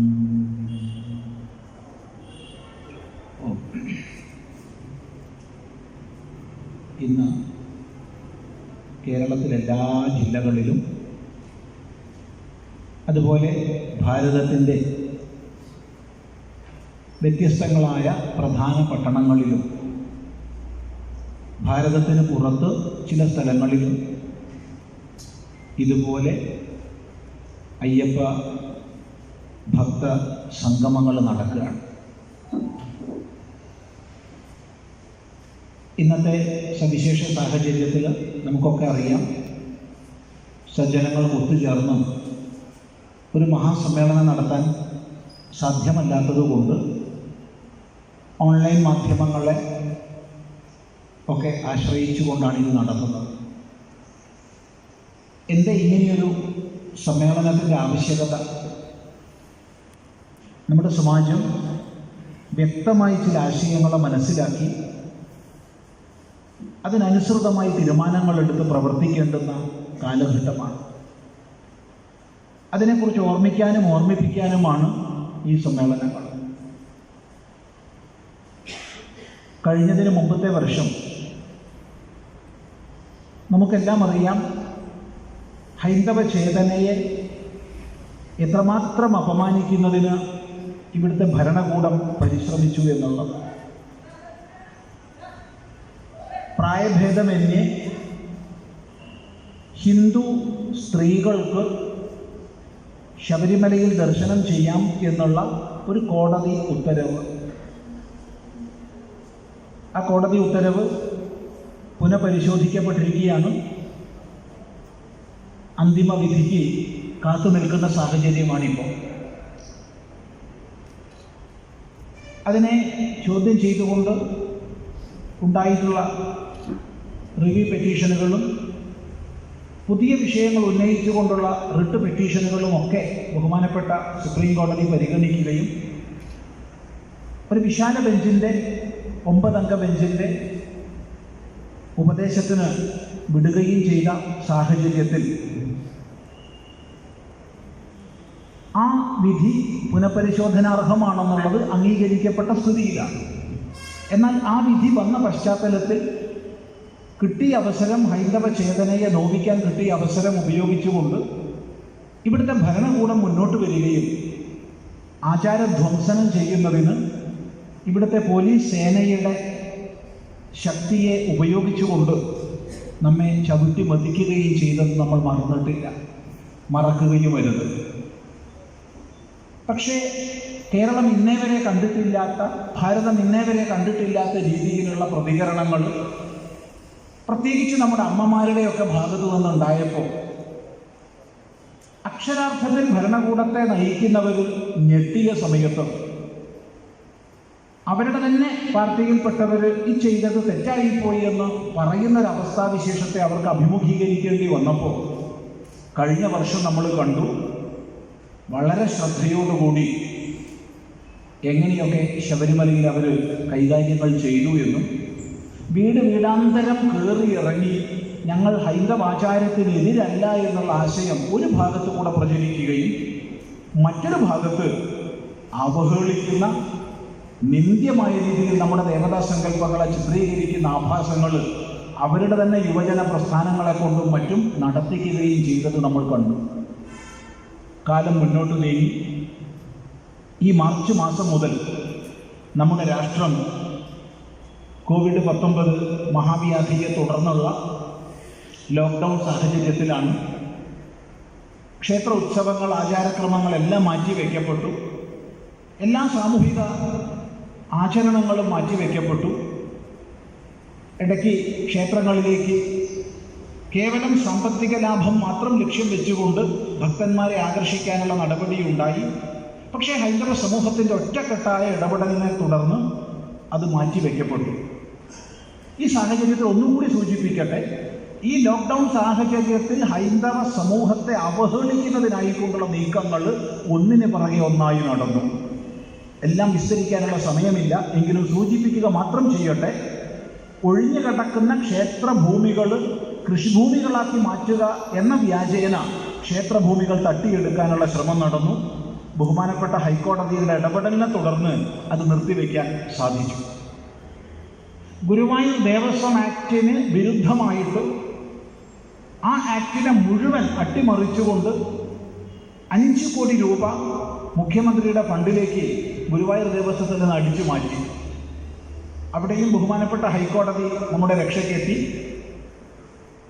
ഗുരുവായൂർ ദേവസ്വത്തിൽ നിന്ന് മുമ്പ് വെള്ളപ്പൊക്ക സമയത്ത് ഇതുപോലെ നിയമവിരുദ്ധമായി പ്രവർത്തിച്ച കേസ് ബഹുമാനപ്പെട്ട ചീഫ് ജസ്റ്റിസ് ഉൾപ്പെടുന്ന ബെഞ്ചിലുള്ളതുകൊണ്ട് ഈ കേസും അതിലേക്ക് മാറ്റുകയും വിധി വരുന്നത് വരെ ഈ പണം സർക്കാരിന് ലഭിച്ചതായി മാനിക്കരുതെന്നും അന്തിമ വിധി ദേവസ്വത്തിന് തിരിച്ചു കൊടുക്കണമെന്നാണെങ്കിൽ പലിശ സഹിതം തിരിച്ചു കൊടുക്കണമെന്നും ബഹുമാനപ്പെട്ട ഹൈക്കോടതി വിധിച്ചു. ജൈവാവാസ വ്യവസ്ഥയുടെ സമീകൃത ജീവിത വീക്ഷണത്തിൻ്റെ കേന്ദ്രമായ ക്ഷേത്രത്തിൽ കാവും കുളവും ആലും തുളസിയും എല്ലാം ഒത്തൊരുമിച്ചുള്ള ഒരു സാമൂഹിക ആവാസ വ്യവസ്ഥയുടെ കേന്ദ്രമായ ക്ഷേത്രത്തിലെ കുളങ്ങളിൽ മത്സ്യങ്ങളെ വളർത്തി വിൽക്കാനുള്ള തീരുമാനമെടുത്തു. ചിന്തിക്കുക, ക്ഷേത്രങ്ങളിലേക്ക് ഭക്തന്മാർ കൊടുത്ത പാത്രങ്ങളും വിളക്കുകളും ലേലം ചെയ്ത് വിൽക്കുന്നതിൻ്റെ പേരിൽ വലിയൊരു കൊള്ള ആസൂത്രണം ചെയ്യപ്പെട്ടു. അവിടെയും ബഹുമാനപ്പെട്ട ഹൈക്കോടതി നമ്മുടെ രക്ഷയ്ക്കെത്തി. ഇതെല്ലാം നടന്നത് ഈ കോവിഡ് സാഹചര്യത്തിൽ. നമുക്കൊരു പൊതു സമൂഹത്തിൽ പ്രതിഷേധിക്കാൻ പോലും നിയമം അനുവദിക്കാത്ത കാലഘട്ടത്തിൽ ഇതെന്ത് ചതിയാണെന്ന് ഓർക്കൂ. ഈ ഒരു സാഹചര്യത്തിലാണ് ശബരിമല തീർത്ഥാടനം വന്ന് അടുക്കുന്ന സമയത്ത് വലിയൊരു ആഭാസം നമ്മൾ കണ്ടത്. ആ ആഭാസം മറ്റൊന്നായിരുന്നില്ല, മണ്ഡലകാലവും തുടർന്നുള്ള തീർത്ഥാടനവും എങ്ങനെ വേണം എന്നുള്ളതിനെ സംബന്ധിച്ച് ഒരു വിദഗ്ധ സമിതി നിയോഗിക്കപ്പെട്ടു. ഇവിടെ ബഹുമാന്യ ഭാഷകന്മാർ ഇതിനു മുമ്പ് സൂചിപ്പിച്ചത് ഓർമ്മിപ്പിക്കുകയാണ്. ഈ കോവിഡ് സാഹചര്യത്തിൽ പെസഹ, വ്യാഴം, ഈസ്റ്റർ തുടങ്ങിയവ എങ്ങനെ സമാചരിക്കണമെന്നുള്ളത് ആലോചിക്കപ്പെട്ടിട്ടുണ്ട്. തീർച്ചയായിട്ടും നല്ലതാണ്. അതിന് വ്യത്യസ്ത ക്രിസ്തീയ സഭകളിലെ മേലധികാരികളെ വിളിക്കുകയാണ് ചെയ്തത്. ഈ കോവിഡ് സാഹചര്യത്തിൽ എങ്ങനെയാണ് ചെറിയ പെരുന്നാൾ, വലിയ പെരുന്നാൾ ആചരിക്കേണ്ടതെന്ന് ആലോചിച്ചിട്ടുണ്ട്. അതിന് മുസ്ലിം സമൂഹത്തിലെ, മുസ്ലിം മതത്തിലെ വ്യത്യസ്ത ജാതി നേതാക്കന്മാരെ വിളിക്കുകയാണ് ചെയ്തത്. മുജാഹിദിനെയും സുന്നിയെയും ജമാഅത്തെ ഇസ്ലാമിയെയും ഒക്കെ വിളിച്ചിട്ടുണ്ട് മുഖ്യമന്ത്രി. അവർ കൂടിയിരുന്നാണ് ആലോചിച്ചത്. ഏതെങ്കിലും ഒരു മെഡിക്കൽ വിഷയത്തിൽ വിദഗ്ധ സമിതി രൂപീകരിക്കപ്പെടുകയാണെങ്കിൽ അതിൽ മെഡിക്കൽ എക്സ്പേർട്സ് ഉണ്ടാവും. ആർക്കിടെക്ചറുമായി ബന്ധപ്പെട്ട എന്തിനെങ്കിലും വിദഗ്ധ സമിതി രൂപീകരിക്കുകയാണെങ്കിൽ അതിൽ എഞ്ചിനീയർമാരുണ്ടാവും, നമുക്കറിയാം. പക്ഷേ ക്ഷേത്രങ്ങളെ സംബന്ധിച്ചുള്ള വിദഗ്ധ സമിതി 7 IAS ഓഫീസർമാർ. ഒന്ന് ചിന്തിക്കുക. ശബരിമല തന്ത്രിയാവട്ടെ, കേരളത്തിലെ തന്ത്രി വര്യന്മാരാകട്ടെ, ശബരിമലയെ സംബന്ധിച്ച് ഭഗവാന്റെ രക്ഷാധികാരി സ്ഥാനത്ത് നിൽക്കുന്ന പന്തളം രാജവംശ പ്രതിനിധിയാവട്ടെ, കേരളത്തിലെ വേദജ്ഞന്മാരാവട്ടെ, പ്രധാനപ്പെട്ട ഗുരുസ്വാമിമാരാവട്ടെ, ആരും വിളിക്കപ്പെട്ടില്ല. IAS ഓഫീസർമാരടങ്ങുന്ന വിദഗ്ധ സംഘം അവരാണ് തീരുമാനമെടുക്കുന്നത്. എന്താണ് തീരുമാനം? ഈ മണ്ഡലകാലത്ത് എല്ലാ ദിവസവും 1000 പേർക്ക് സന്നിധാനത്തിലേക്ക് പോകാം. ശനിയും ഞായറും 2000 പേർക്ക് പോകാം. അതിന് മുൻകൂട്ടി അത് 24 48 മാറി മാറി പറയുന്നുണ്ട്. മണിക്കൂറുകൾക്ക് മുമ്പ് കോവിഡ് നെഗറ്റീവ് ആണെന്നുള്ള സർട്ടിഫിക്കറ്റ് കൈവശം വയ്ക്കണം. പമ്പയിൽ നിന്ന് കയറിക്കഴിഞ്ഞാൽ സന്നിധാനം ദർശനം കഴിഞ്ഞ് തിരിച്ചു വരുന്നത് വരെ വിശ്രമിക്കാനോ നിൽക്കാനോ സാധ്യമല്ല. 60 വയസ്സിന് മുകളിലുള്ളവർ ഇപ്പോൾ അനുവദിക്കപ്പെടാത്തത് കൊണ്ട് ഗുരുസ്വാമിമാരുടെ കൂടെ പോവുക എന്ന ആചാരം ലംഘിക്കപ്പെടും. ഇങ്ങനെയൊക്കെ നിങ്ങൾക്ക് പോകാം. പോകണമെന്ന് പറഞ്ഞിട്ടില്ല, സമാധാനം, പോകാം. പക്ഷേ നെയ്യഭിഷേകം അസാധ്യമാണ്. ഈ ഒരു സാഹചര്യത്തിൽ ഹൈന്ദവ സമാജത്തോട് നമുക്ക് പറയാനുള്ളത്, അഥവാ നമ്മൾ പറയേണ്ടത്, എല്ലാവരും ഭഗവത് ദർശനം ചെയ്യണം, ഭഗവത് ആരാധന ചെയ്യണം. ഒരിക്കലും അതിനെ മുടക്കുന്ന ഒരു വാക്കും പ്രവൃത്തിയും നല്ലതല്ല. എന്നാൽ ശബരിമല എന്നുള്ളത്, അവിടുത്തെ തീർത്ഥാടന രീതി എന്നുള്ളത് സവിശേഷത അർഹിക്കുന്ന ഒട്ടനവധി ചടങ്ങുകളോട് കൂടിയതാണ്. അത് അട്ടിമറിക്കപ്പെടരുത്. അത് അട്ടിമറിക്കപ്പെട്ടാൽ എന്തിൻ്റെ പേരിലായാലും നൂറ്റാണ്ടുകളായി തുടർന്ന് പുലർന്നു പോരുന്ന ഒരു ആചാര വ്യവസ്ഥയുടെ അടിത്തറ തകർക്കലായിരിക്കും അത്. ഇത് സംഭവിക്കരുത്. കാരണം നമുക്കറിയാം, ശബരിമല സാധാരണ ഒരു ക്ഷേത്ര ദർശനം പോലെയല്ല നമ്മൾ ചെയ്യുന്നത്. മറിച്ച് ദർശനേച്ഛുവായ ഒരാൾ തൻ്റെ പ്രദേശത്തുള്ള ഗുരുസ്വാമിയെ സമീപിച്ച് ആ ഗുരുസ്വാമി ഭഗവാന്റെ മുദ്ര ധരിപ്പിക്കുകയാണ്. അതൊരു ദീക്ഷാ ചടങ്ങാണ്.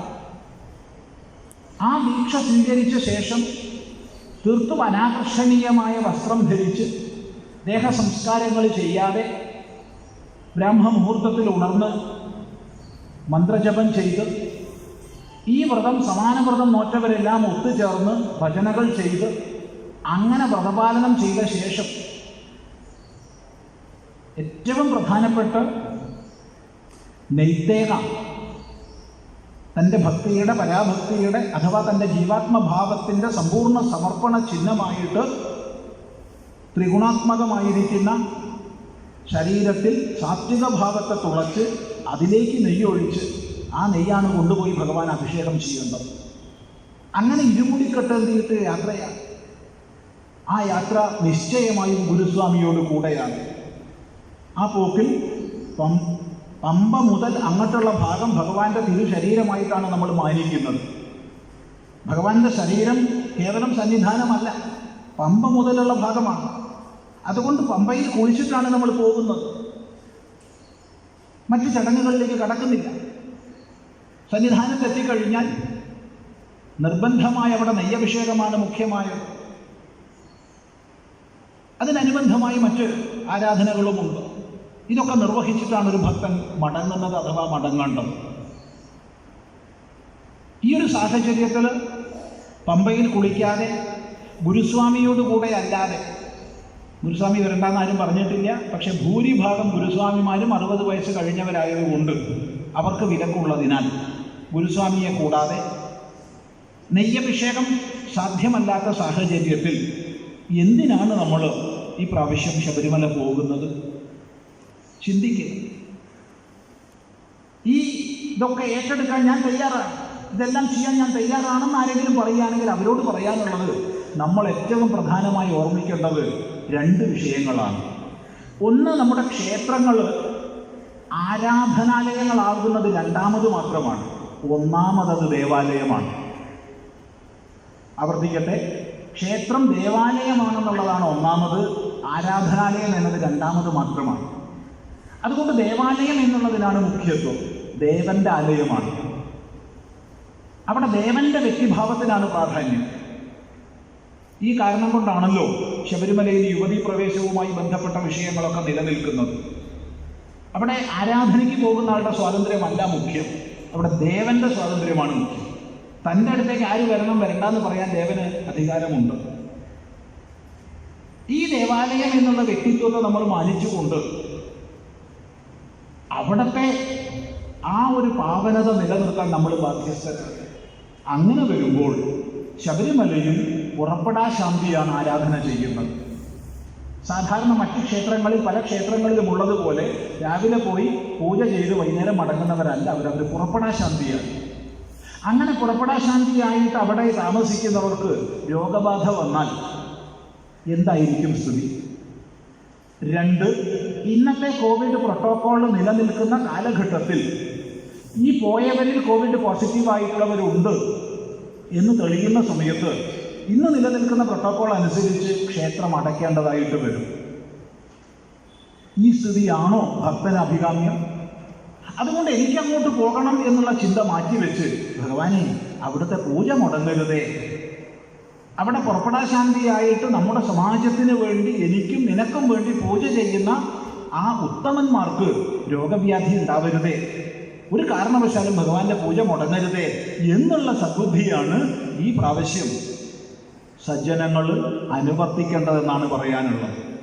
അതുകൊണ്ട് നമ്മുടെ ഗൃഹം തന്നെ സന്നിധാനമാക്കി മാറ്റി ശുദ്ധമായ വ്രതപാലനം ഈ മണ്ഡലകാലത്ത് നിർവഹിച്ച് എപ്രകാരമാണോ നമ്മുടെ ബ്രാഹ്മയാമം നമുക്ക് ഉപാസ്യമാകുന്നത്, ഉപാസന സന്ദർഭമാകുന്നത്, അതുപോലെ ദേവന്മാരുടെ ബ്രാഹ്മയാമമാണിത്, ആ ഒരു മുഹൂർത്തമാണെന്ന് മനസ്സിലാക്കിയിട്ട് നമ്മുടെയൊക്കെ ജീവിതത്തിൽ മന്ത്രജപങ്ങൾ, കീർത്തനങ്ങൾ, മറ്റ് ആരാധനകൾ നിർവഹിച്ചുകൊണ്ട് നമ്മുടേതായ പ്രദേശത്ത് കഴിയുകയും അടുത്ത വർഷം ഈ രോഗവ്യാധി എല്ലാം ഒന്ന് മാറി നിന്ന് നല്ല സാഹചര്യത്തിൽ അവിടേക്ക് പോവാം എന്നുള്ള നിശ്ചയവും എടുക്കുകയാണ് ഈ പ്രാവശ്യം വേണ്ടത്. ഇവിടെ വളരെ രസകരമായ ഒരു വിഷയം കൂടി സൂചിപ്പിക്കട്ടെ. ഈ വിദഗ്ധ സമിതി തീരുമാനങ്ങൾ എടുക്കുന്നതും പുറത്തു വന്നതുമൊക്കെയായ സാഹചര്യം ഒന്ന് ഓർമ്മിക്കുക. കേരളത്തിൽ ക്രിമിനൽ പ്രൊസീജിയർ കോഡ് അനുസരിച്ച് 144 പ്രഖ്യാപിക്കപ്പെട്ട സാഹചര്യമായിരുന്നു ഈ കഴിഞ്ഞ ഒക്ടോബർ 30 വരെ. അതിന് കാരണം പറഞ്ഞത് കോവിഡ് വ്യാപനം ക്രമാതീതമായി നിലനിൽക്കുന്നത് കൊണ്ട് ആളുകൾ കൂട്ടം കൂടാൻ പാടില്ല, 5 പേരിലധികം കൂട്ടം കൂടാൻ പാടില്ല, അതുകൊണ്ട് 144 പ്രഖ്യാപിക്കുന്നു എന്നാണ്. അത് കഴിഞ്ഞ് കൃത്യം 16ാമത്തെ ദിവസമാണ് മണ്ഡലകാലം ആരംഭിക്കുന്നത്, നവംബർ 16. അപ്പോൾ 16 ദിവസം മുമ്പ് വരെ 5 പേര് കൂടാൻ പാടില്ല എന്ന് പറഞ്ഞ സർക്കാരിന് എങ്ങനെയാണ് 1000 പേരെ ക്ഷണിക്കാൻ സാധിക്കുന്നത്? ഇതിനെന്ത് ശാസ്ത്രീയമായ യുക്തി പറയാനുണ്ട്? അടിസ്ഥാനമായ ദേവസ്വം കാഴ്ചപ്പാടിനെ തന്നെ നശിപ്പിച്ചുകൊണ്ട് എല്ലാത്തിലുമുള്ള സർക്കാരിൻ്റെ രാഷ്ട്രീയത്തിൻ്റെ കൈകടത്തലല്ലേ നമ്മൾ കാണുന്നത്? ഈ 144 പ്രഖ്യാപിച്ചത് കോവിഡ് കാരണമാണോ അല്ല NIA, CBI, ED തുടങ്ങി എല്ലാ കേന്ദ്ര ഏജൻസികളുടെയും അന്വേഷണം നടക്കുന്ന പശ്ചാത്തലത്തിലാണോ എന്നുള്ളത് പ്രഖ്യാപിച്ചവർക്കറിയാം. നമ്മളതിലേക്ക് കടക്കുന്നില്ല, അറിയാത്തതിനെ കുറിച്ച് പറയാൻ പുറപ്പെടുന്നില്ല. സാമാന്യ ബോധമുള്ളവർക്ക് ചിന്തിക്കാൻ അവസരവുമുണ്ട്.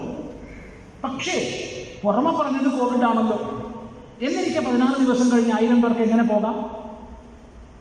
അതുകൊണ്ട് ഭക്തന്മാരോട് പറയാനുള്ളത്, ഈ വർഷം അവിടെ ശാന്തികർമ്മം ചെയ്യുന്നവർ ശുദ്ധമായി ഭഗവത് ആരാധന ചെയ്ത് കഴിയുകയാണ്. എപ്പോഴാണ് ശബരിമലയിലെ പ്രസാദം നമ്മൾ സ്വീകരിക്കേണ്ടത്? ശബരിമലയിലെ പ്രസാദം സ്വീകരിക്കേണ്ടത് പമ്പയിൽ കുളിച്ച് അവിടെ പോയി ദർശനം ചെയ്ത് നെയ്യഭിഷേകം ചെയ്ത് ഭഗവാനെ ദർശിച്ച് അനന്തരമാണ് പ്രസാദം സ്വീകരിക്കേണ്ടത്. അപ്പൊ ഇത് കാണിക്കുന്നത് വ്യക്തമായ ഉദ്ദേശ്യ ലക്ഷ്യങ്ങൾ ഇതിൻ്റെ പിന്നിലുണ്ട്.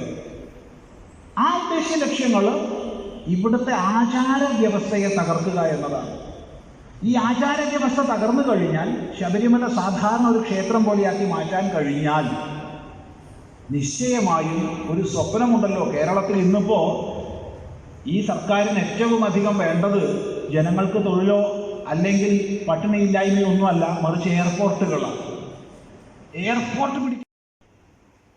അതിനെ തുടർന്ന് കോടതി സമീപിച്ചപ്പോൾ കോടതി അതിനെക്കുറിച്ച് കമന്റ് ചെയ്തത് നമ്മളൊക്കെ വായിച്ചിട്ടുണ്ട്.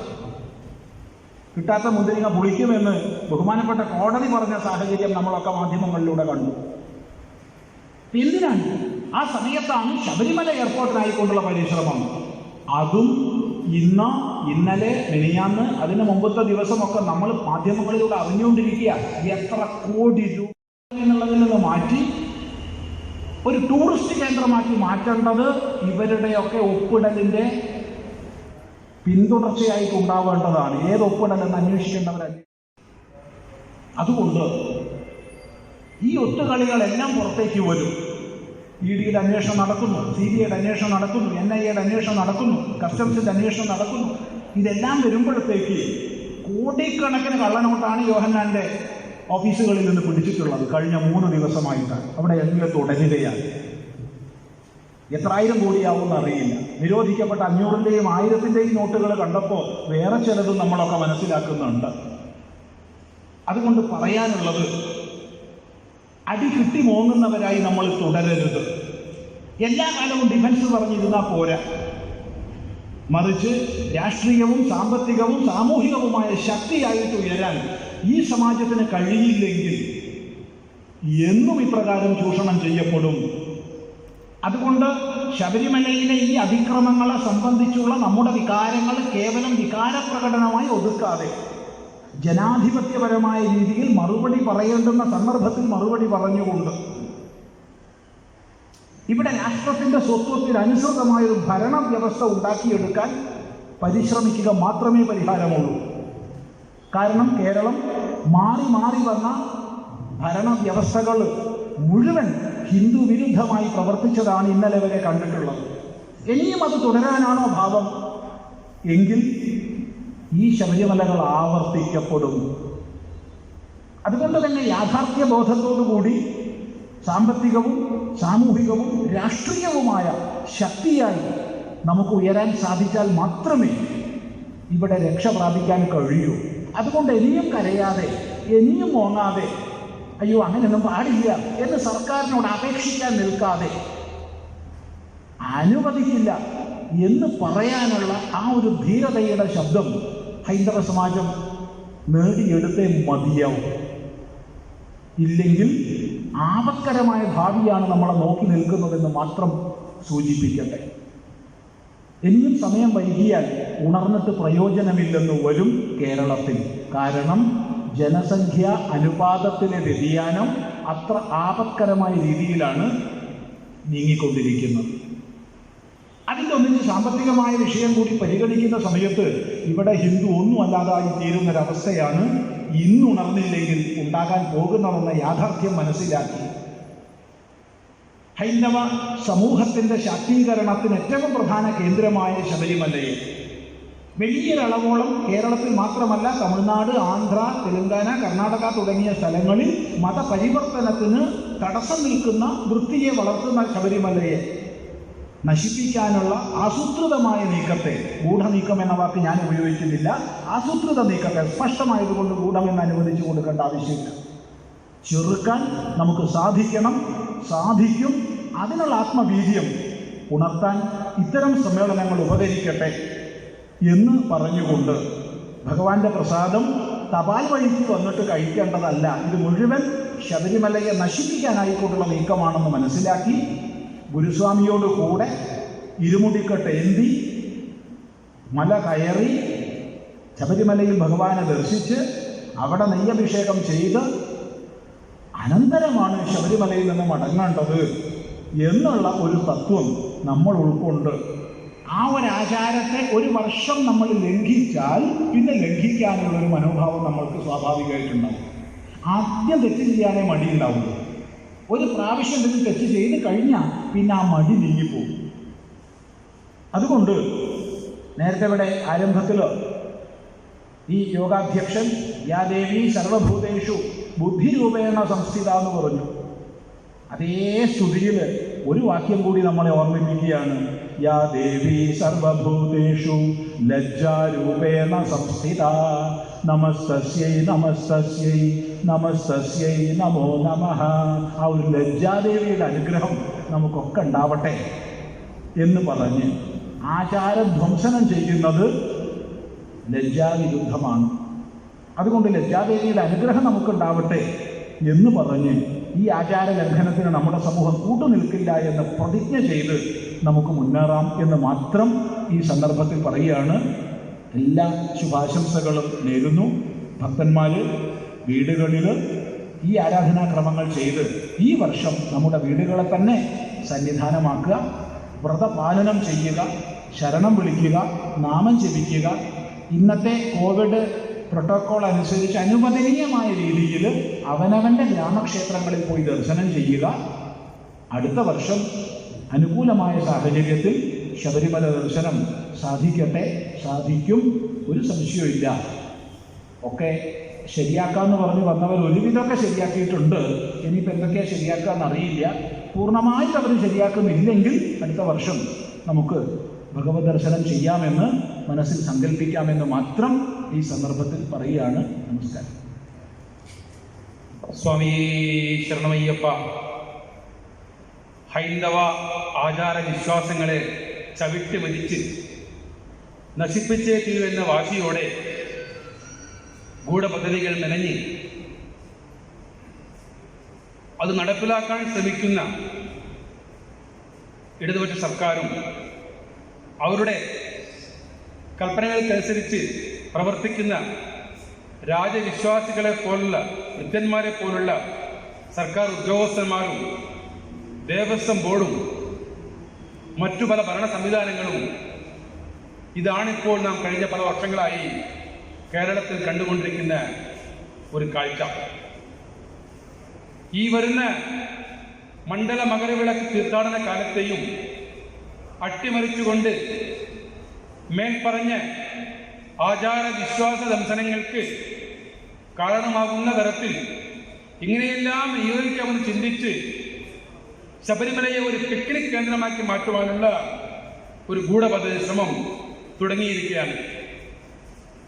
അവിടെ മുടങ്ങാതെ നടക്കേണ്ട പൂജകളെ പറ്റിയോ ഭക്തജനങ്ങളോടൊപ്പം പൊതുജനങ്ങളിലേക്ക് വ്യാപിക്കാനിടയാവുന്ന ആരോഗ്യ കാര്യങ്ങളെ പറ്റിയോ ചിന്തിക്കാതെ ഭക്തജനങ്ങളുടെ സാമ്പത്തിക സംഭാവനകൾ കൊണ്ട് ദേവസ്വം ഭണ്ഡാരങ്ങൾ നിറയണമെന്ന ഒരേ ഒരു ലാക്കോട് കൂടി പ്രവർത്തിക്കുന്ന ഈ ഒരു രീതി ഈയാമ്പാറ്റകളെ പോലെ തന്നെ, ഈയാമ്പാറ്റകളെ തീ വയ്ക്കുന്ന പോലെ തന്നെ അയ്യപ്പ ഭക്തന്മാരെ ശബരിമലയിലേക്ക് മോഹവാഗ്ദാനങ്ങൾ കൊടുത്ത് ആകർഷിക്കുന്ന ക്ഷണിക്കുന്ന ദേവസ്വം ബോർഡിൻ്റെയും സർക്കാരിൻ്റെയും രീതി ഇത് നമുക്ക് വളരെ അസ്വാരസ്യവും ആകുലതയും വരുത്തുകയാണ്.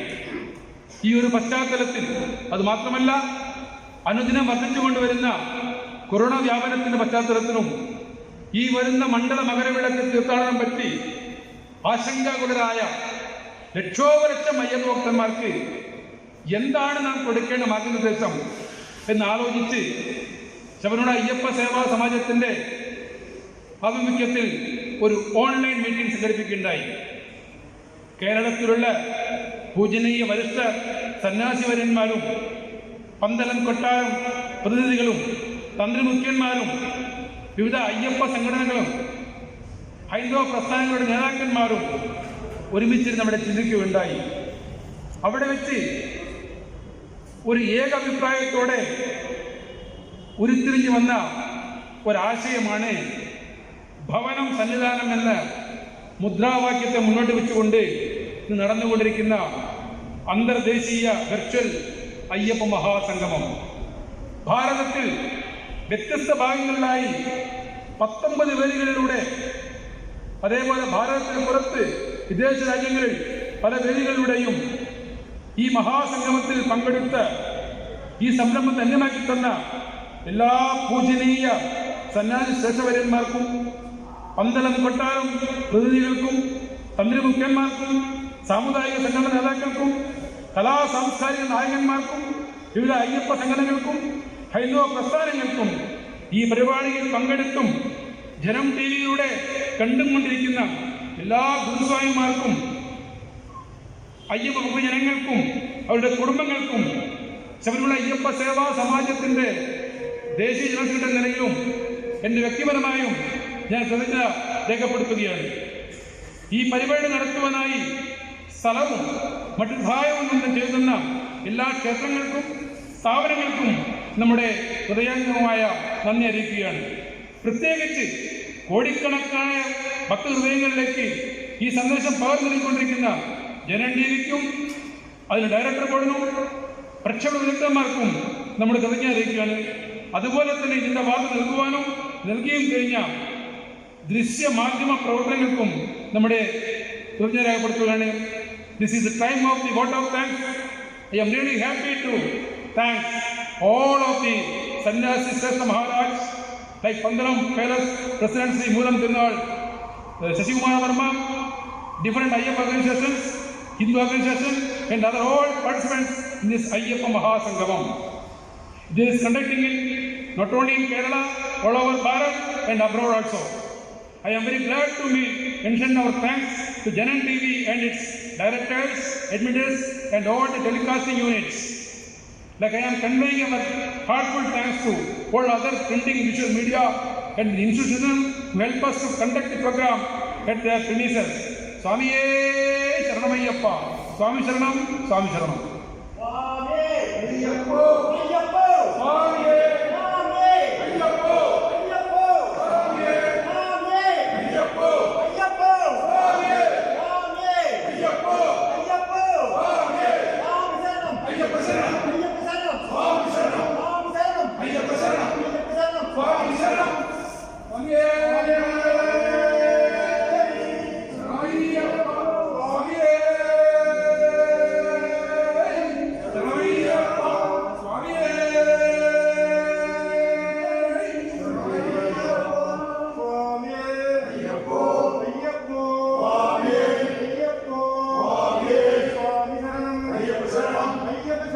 Swami Sharanam,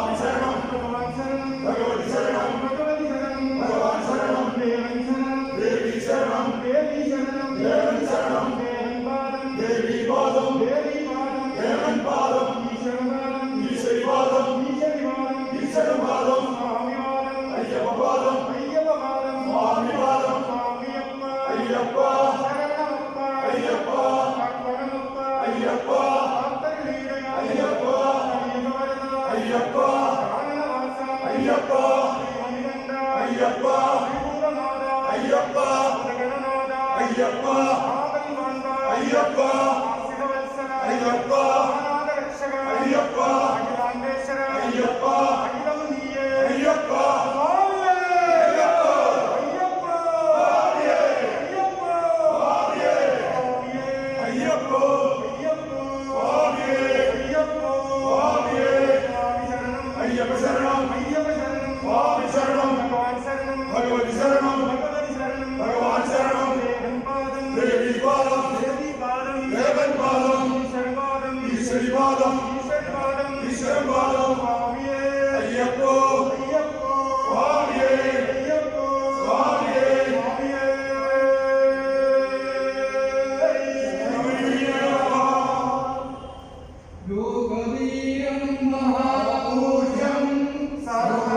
Swami Sarva